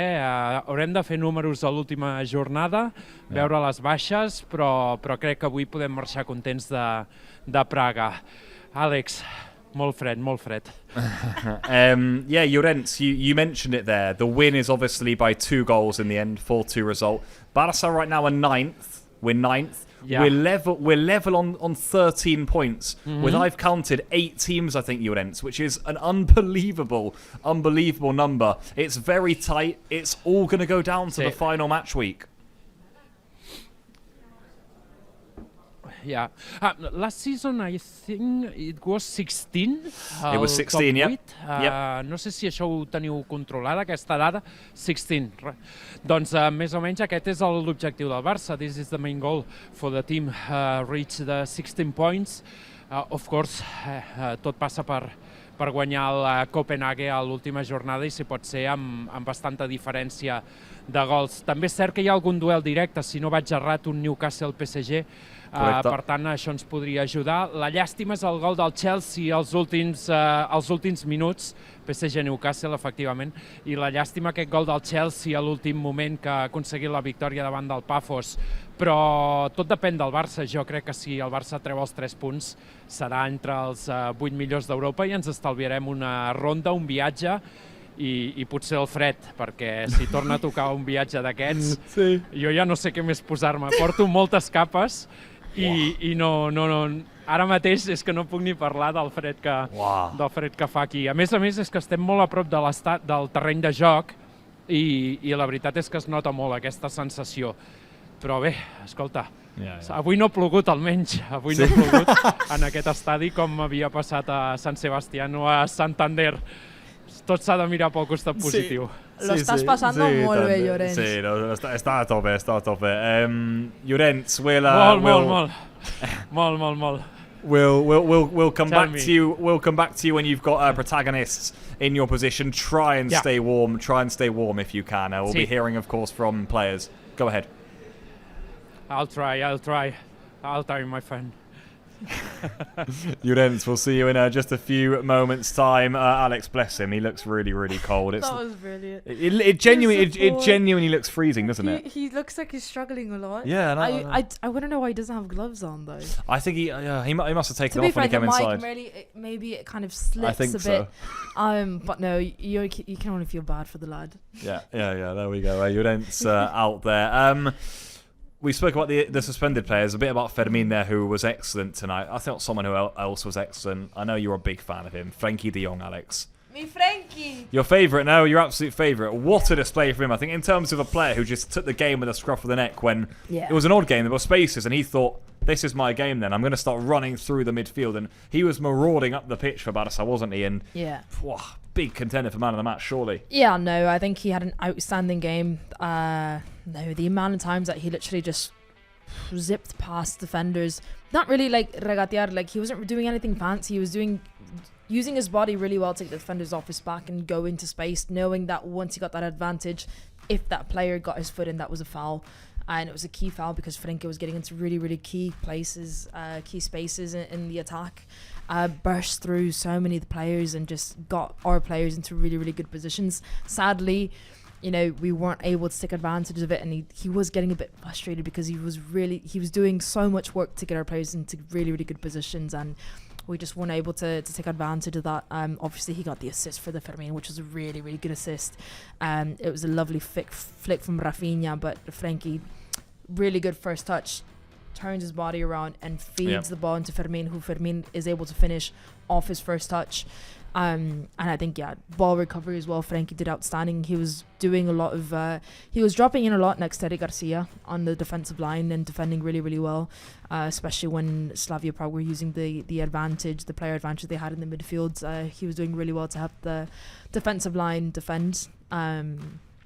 And again, I think just overall, all over the pitch, really, I think he did really, really well today. For me, man of the match. I can give you that spoiler now, Chad. Okay, yeah. We'll go through the MVPs later. Someone who got on the score sheet at both ends was Mr. Robert Lewandowski. And Lewandowski, who reached a quite brilliant feat today in his career, by the way, which I think is one of the most wonderful stats. We said it before. Yeah. The player who has scored against most different teams in the Champions League is Leo Messi. He's done it against 40 different teams. With Lewandowski's goal tonight, he's up to 39 different teams he's scored against the Champions League. Yeah. It is some return, Alex. Has he scored against Copenhagen before? I think he has, but I'll check in a minute. We'll see if we can make it 40 against Copenhagen. Okay. I seem to remember Bayern playing against them back in his day, but we can check in a moment. Yeah, it could be 40.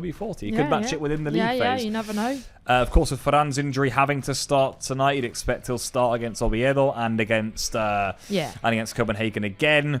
still doing it this season. We said it. He's already up to double figures. I think that's goal number 11 for Lewandowski this season. It is, goal number 11 for the Pole. Keeps producing for Barca, doesn't he? Yeah, no, you definitely have to. The way that Ferran Torres and Lewandowski are producing goals for us this season is outstanding. It's good.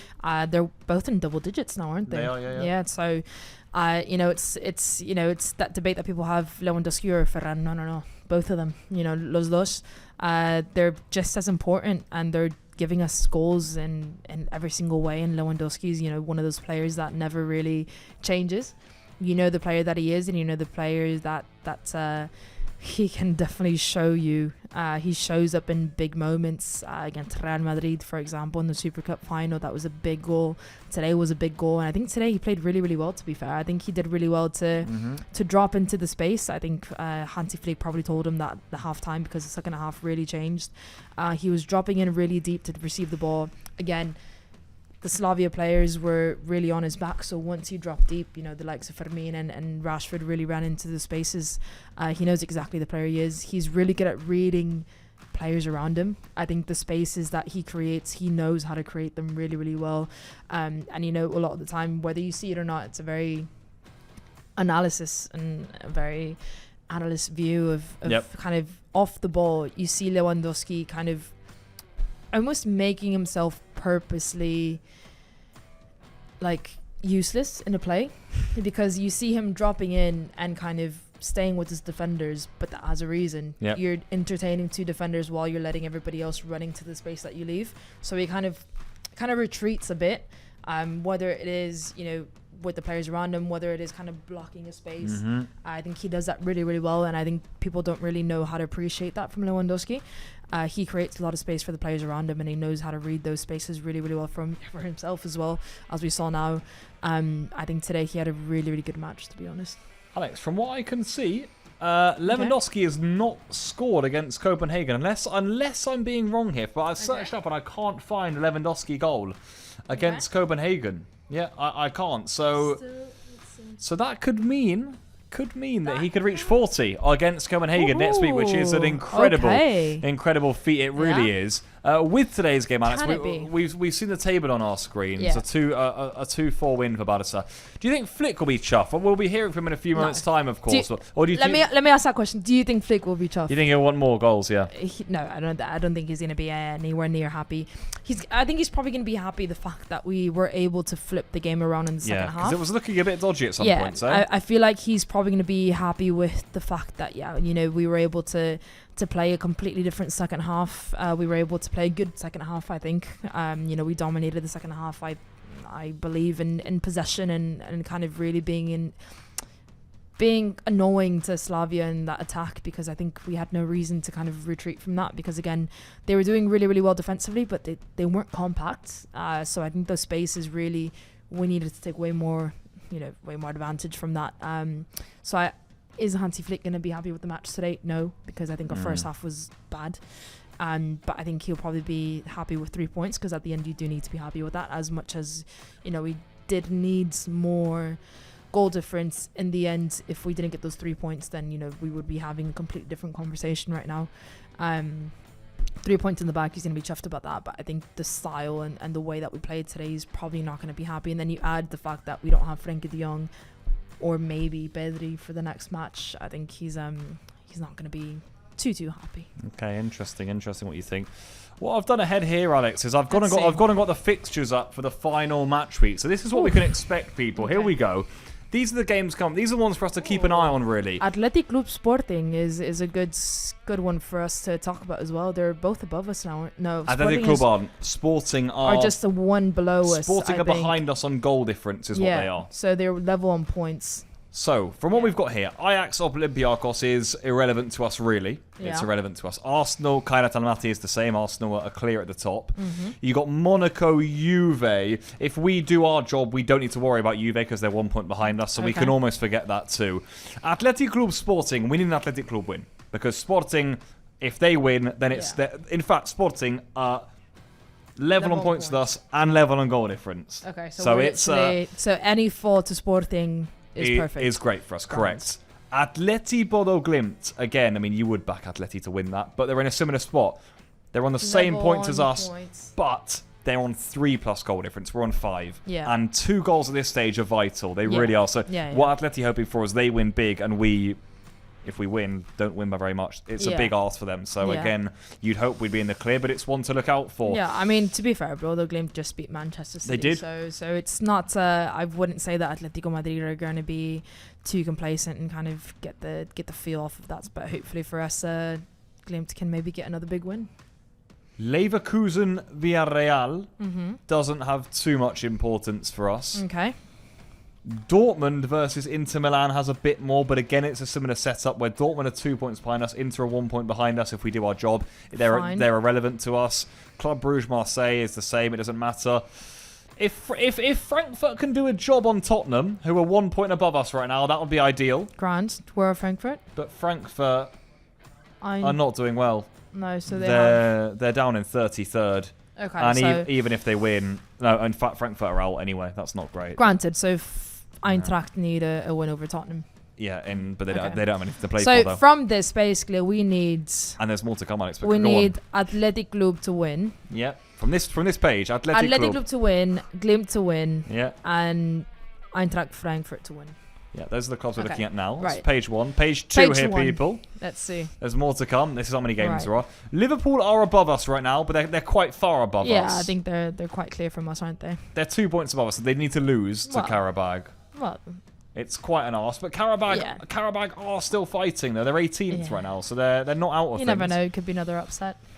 City are another big one for us. They're at home to Galatasaray, which is a more favourable result, although Galatasaray drew to Atleti today. But City are on 13 points, same as Barça, 1 goal difference behind us. Ooh. So again, it's one to look out for, people. Paphos Slavia Prague is irrelevant to us. Thank you, Glimt, for that.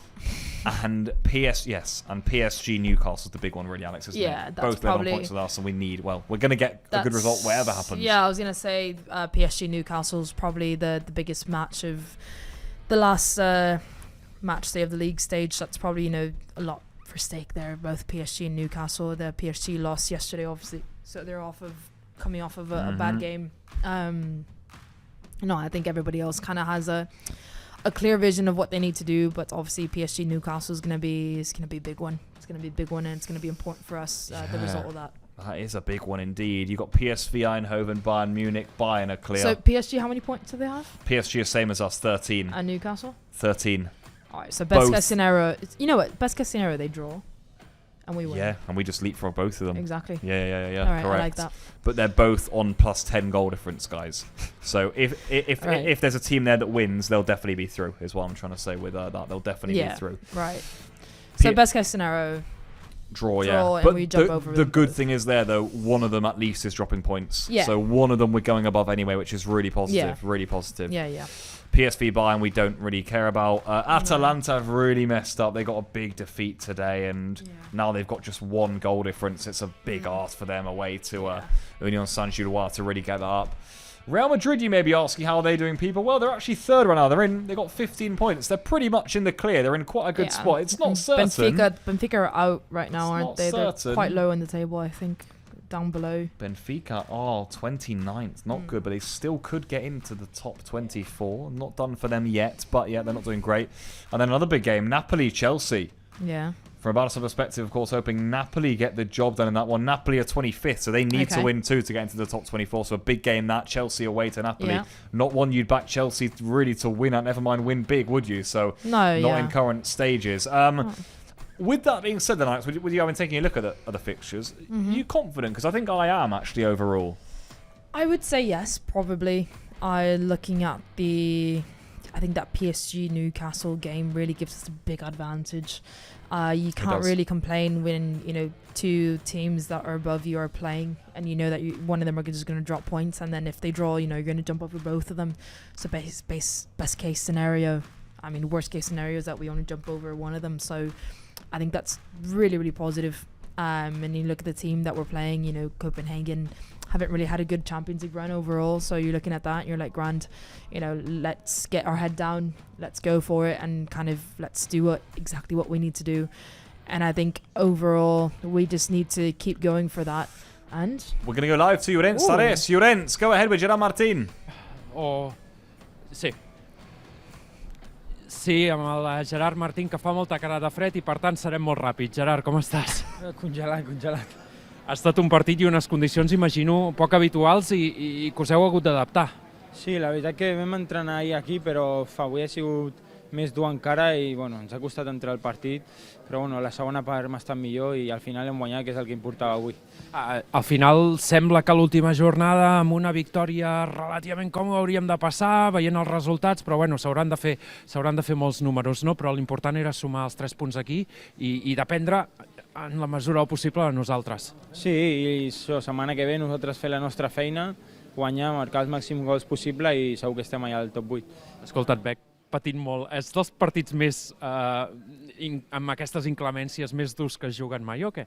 Sí, la veritat que no ho he passat tan malament en la meva vida, però... Doncs escolta, directe al bus. Gràcies, Gerard, i enhorabona. Gràcies. Well, there you have it, people. Word from the horse's mouth, really, isn't it? My goodness me. They're frozen. They're genuinely frozen. Gerard Martin, for those of you not understanding, they're saying that's maybe the worst the worst time I've had in a game in my life. It looks really, really rough. He said when we trained yesterday, it wasn't this bad. Tonight was worse. Yeah. It looked. The pitch looked like really, really hard, bubbly, probably a bit frozen potentially. Then you look at the breath, the players. It's probably just very dry, cold as well. Yeah, it looks like it. But the pitch was really rough to play on, I think. Oh, we got more interviews. Llorenç, endavant. Sí, amb Dani Olmo hem parlat amb ell a la prèvia i, escolta, li hem donat sort i ha fet un golaç que ha estat importantíssim. Dani, enhorabona, felicitats. Moltes gràcies, ja ha anat bé, no? Sí, repetim, no? Jo crec que ho hauríem de fer com a ja tradició, què et sembla? Ho podem pactar, això? Ja veurem. No ho sé, perquè, mira, et poso una altra dada. El dia de l'Espanyol vam fer el mateix i va ser un golaç a l'escaire, que jo crec que el d'avui potser encara és millor. Doncs mira, igual d'important, diria. O sigui que molt content per lo personal, d'haver marcat, d'haver ajudat l'equip i pels 3 punts. La gent es posava les mans al cap, el Fermín també, la tenies claríssima, que buscaves aquest pal llarg i la importància d'aquest gol perquè ens donava per fi l'avantatge que ens estava costant tant de trobar. Sí, totalment. Hem estat picant pedra tot el partit, al final ha entrat en un xut des de fora de la frontal, de fora de l'àrea, i contents al final del treball de l'equip, d'haver aconseguit els 3 punts, que era l'objectiu. No sé si al vestidor heu començat a fer números, heu mirat resultats, sembla que ha anat bastant bé la cosa. L'última jornada vital guanyar i potser estem dins d'aquest top 8. Hem de guanyar i marcar els més gols possibles. Un últim missatge. Què li dius a la gent? De fet, te'n faré dues. Una, com has viscut tu aquesta sensació de fred? Perquè el Gerard estava tremolant. I què li diries als 900 aficionats que avui han vingut i que no us han deixat d'animar?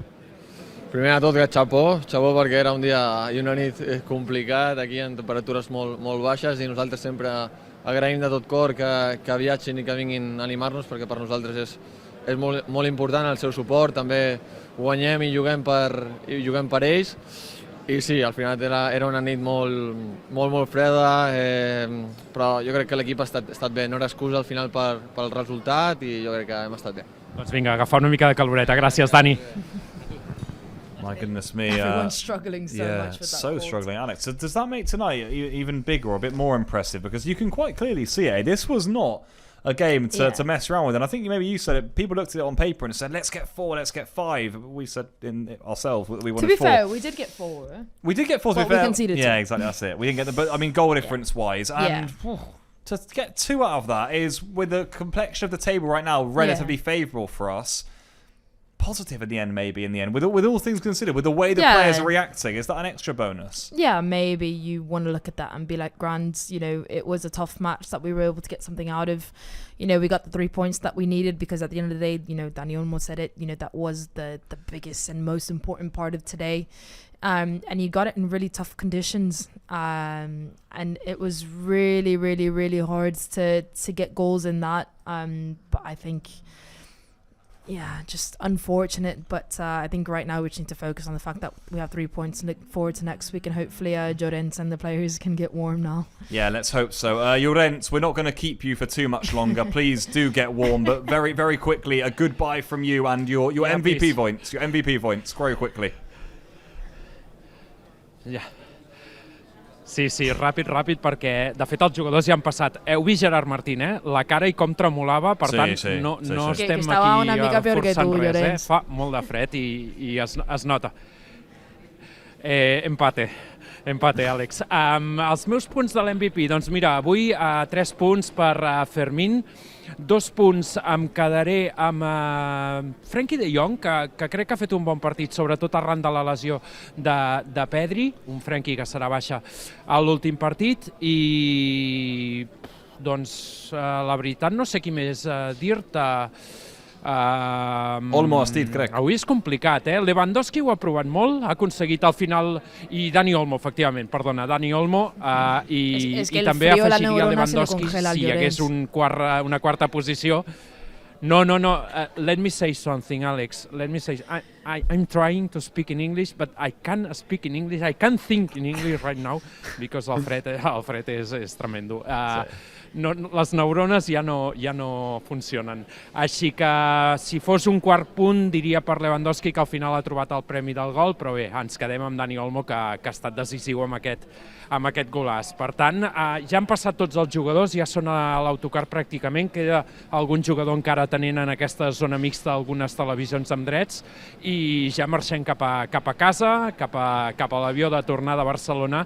I recordeu, el proper compromís al cap de setmana, partit de Lliga contra l'Oviedo, que hem de guanyar perquè després de perdre els 3 punts de Noeta, el liderat ha quedat a només un punt d'avantatge. És important guanyar l'Oviedo per agafar moral de cara a aquest partit contra el Copenhagen, que serà una final europea, que volem estar en aquest top 8. Senyores i senyors, que fa molt fred. A la cama, Llorenç.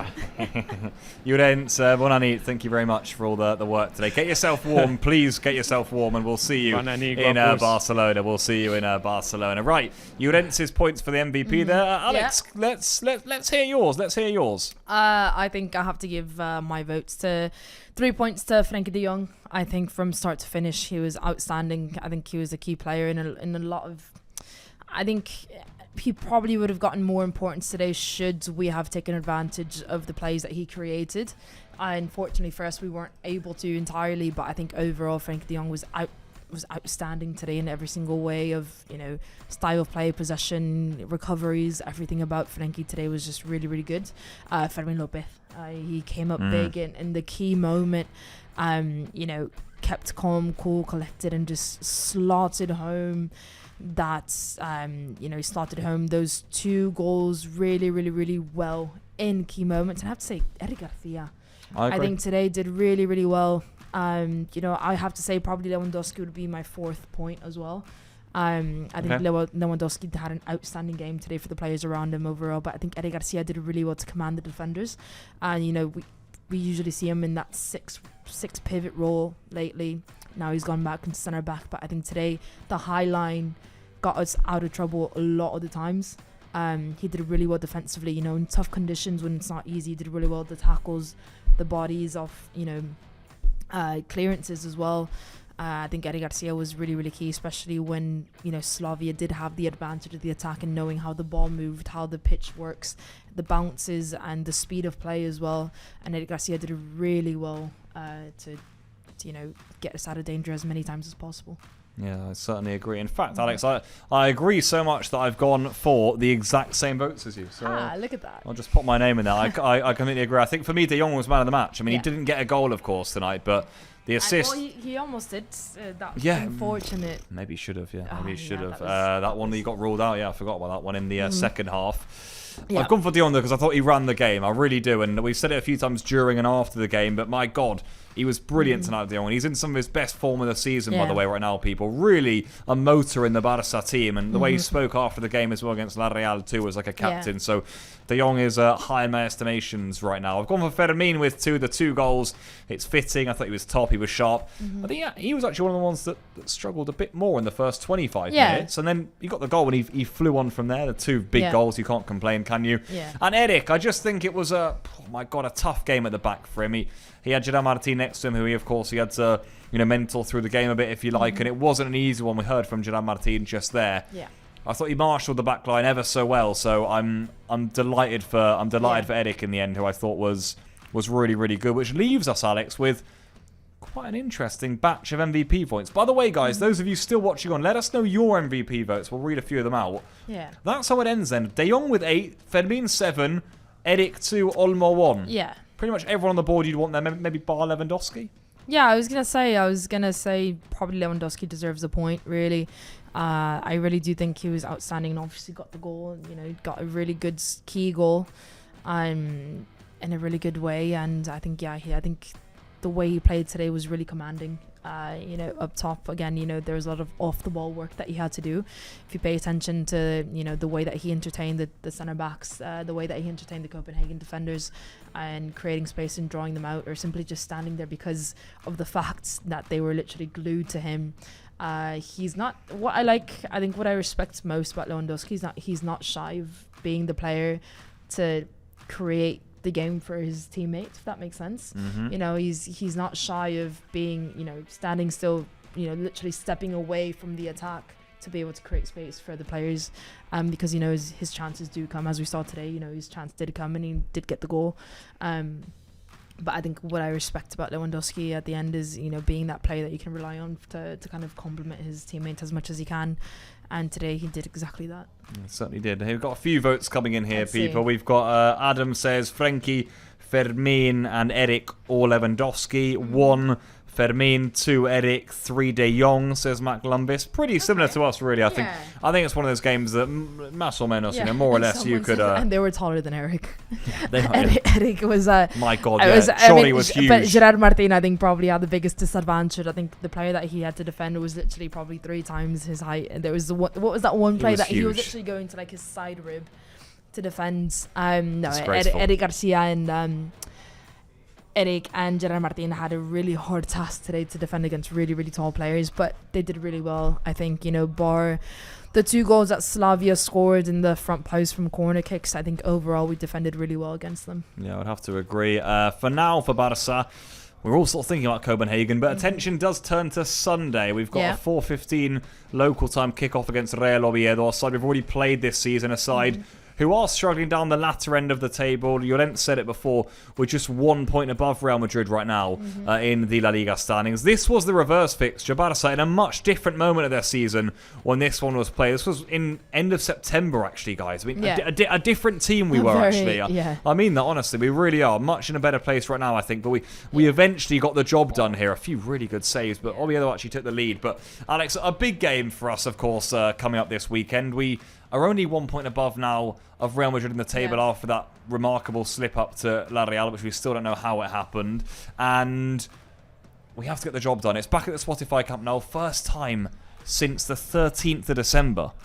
Incredible. We've been away for about 5-6 weeks now. Remarkable. Yeah. And it's one that you'd back us to get the job done, and maybe a chance for Flick to rest a few players too. Yeah, surely you would think so. Oviedo, if I'm not mistaken, they're bottom of the table, aren't they?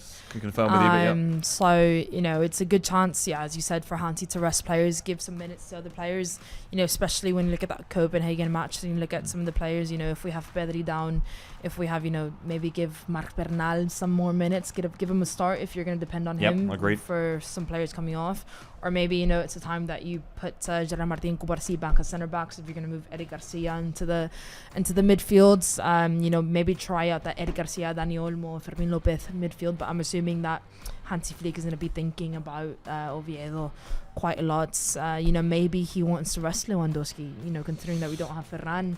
You put someone in that, false 9 position. You try something different. Now is the time, Oviedo or last. It's not saying that we're going to get complacent. But if there's a match that we need this month to kind of be able to take the foot off the pedal, the gas, really, is this one. Yeah. And right before such an important match, and we know that Hansi Flick is not one to shy away from trying new things with different players. So I wouldn't be surprised if there's a lot of change in the starting lineup on Sunday. Yeah, I would agree. And it's not like we've got bad players on the bench either. You think about Lamine didn't play today, of course. He'll definitely be back in the lineup. Look at that header from Lewandowski, by the way. What a header it was. Yeah. But players like Lamine will be back in the lineup. Olmo's on the bench today. You'd imagine he starts. De Jong is suspended for midweek, so he, of course, will definitely play. Bernal, I think, is a good shout. Yeah, I mean, defensively, Cancelo's not registered in the Champions League. Surely he plays. The another option is, you put Dani Olmo as a 9. We've seen that before. False 9, really. You put Fermin Marc Bernal and Eric Garcia in the midfield, for example. That's another option that we have. It's a bit more defensive, but it's entirely down to Hansi Flick. Dani Olmo is another option for the number 9 position, but no, I think Hansi Flick is going to surprise us with a lot of movements, and I am quite excited for these players to get more minutes. Yeah, certainly so. So there you have it. Highlights of the game in the first round of the competition against Oviedo. And actually, people, that's where we're going to begin to wrap tonight's programme up. In the end, it was a victory for Barça in Europe. Job done for now. You can see the table there. Barça 9th. We want to be in that top 8, of course, to avoid having to play the playoffs in February and the start of March. 2 games that we could do without, it's fair to say, in the calendar. So Definitely. we're in a good enough spot, I think, Alex. It wasn't easy tonight. Conditions were really tough. We were at 2-2 at half-time. The players fought through. We think we wanted a bit more of a goal difference tonight, but 2 will do. I think we've had a good discussion of what's to come in the coming weeks and fixtures-wise. And I think everyone can go tonight pretty calm, pretty confident that this team will be okay. And that actually, if we win even 2 or 3-0 against Copenhagen by a 2 or 3 goal margin, we should be there, guys. We should be there. So Barca have put themselves in a pretty comfortable spot right now, a good spot, and it's all to play for in the coming weeks. Alex, thanks again for joining. It was an odd game at times, but we got the job done. I'm just happy that I'm continuing my winning streak. Incredible, Barca Live. Incredible. You were spent on Sunday, and I'm back for the midweek Champions League match. So hopefully I can keep my streak going. But no, at the end, 3 points, and we have to be happy with that tonight. Yeah, we certainly do. Right, then, without any further ado, we're going to bring things to an end. A massive thank you to all of you tuning in today, and of course for the YouTube members who were in the live chat, chatting along with us throughout this Barca win. It's 3 points for Barca's Hansi Flick's Barca. We have got the job done. All to play for then in the final match week. Until Sunday for the game against Real Oviedo in La Liga. We'll see you then, culers. Adeu.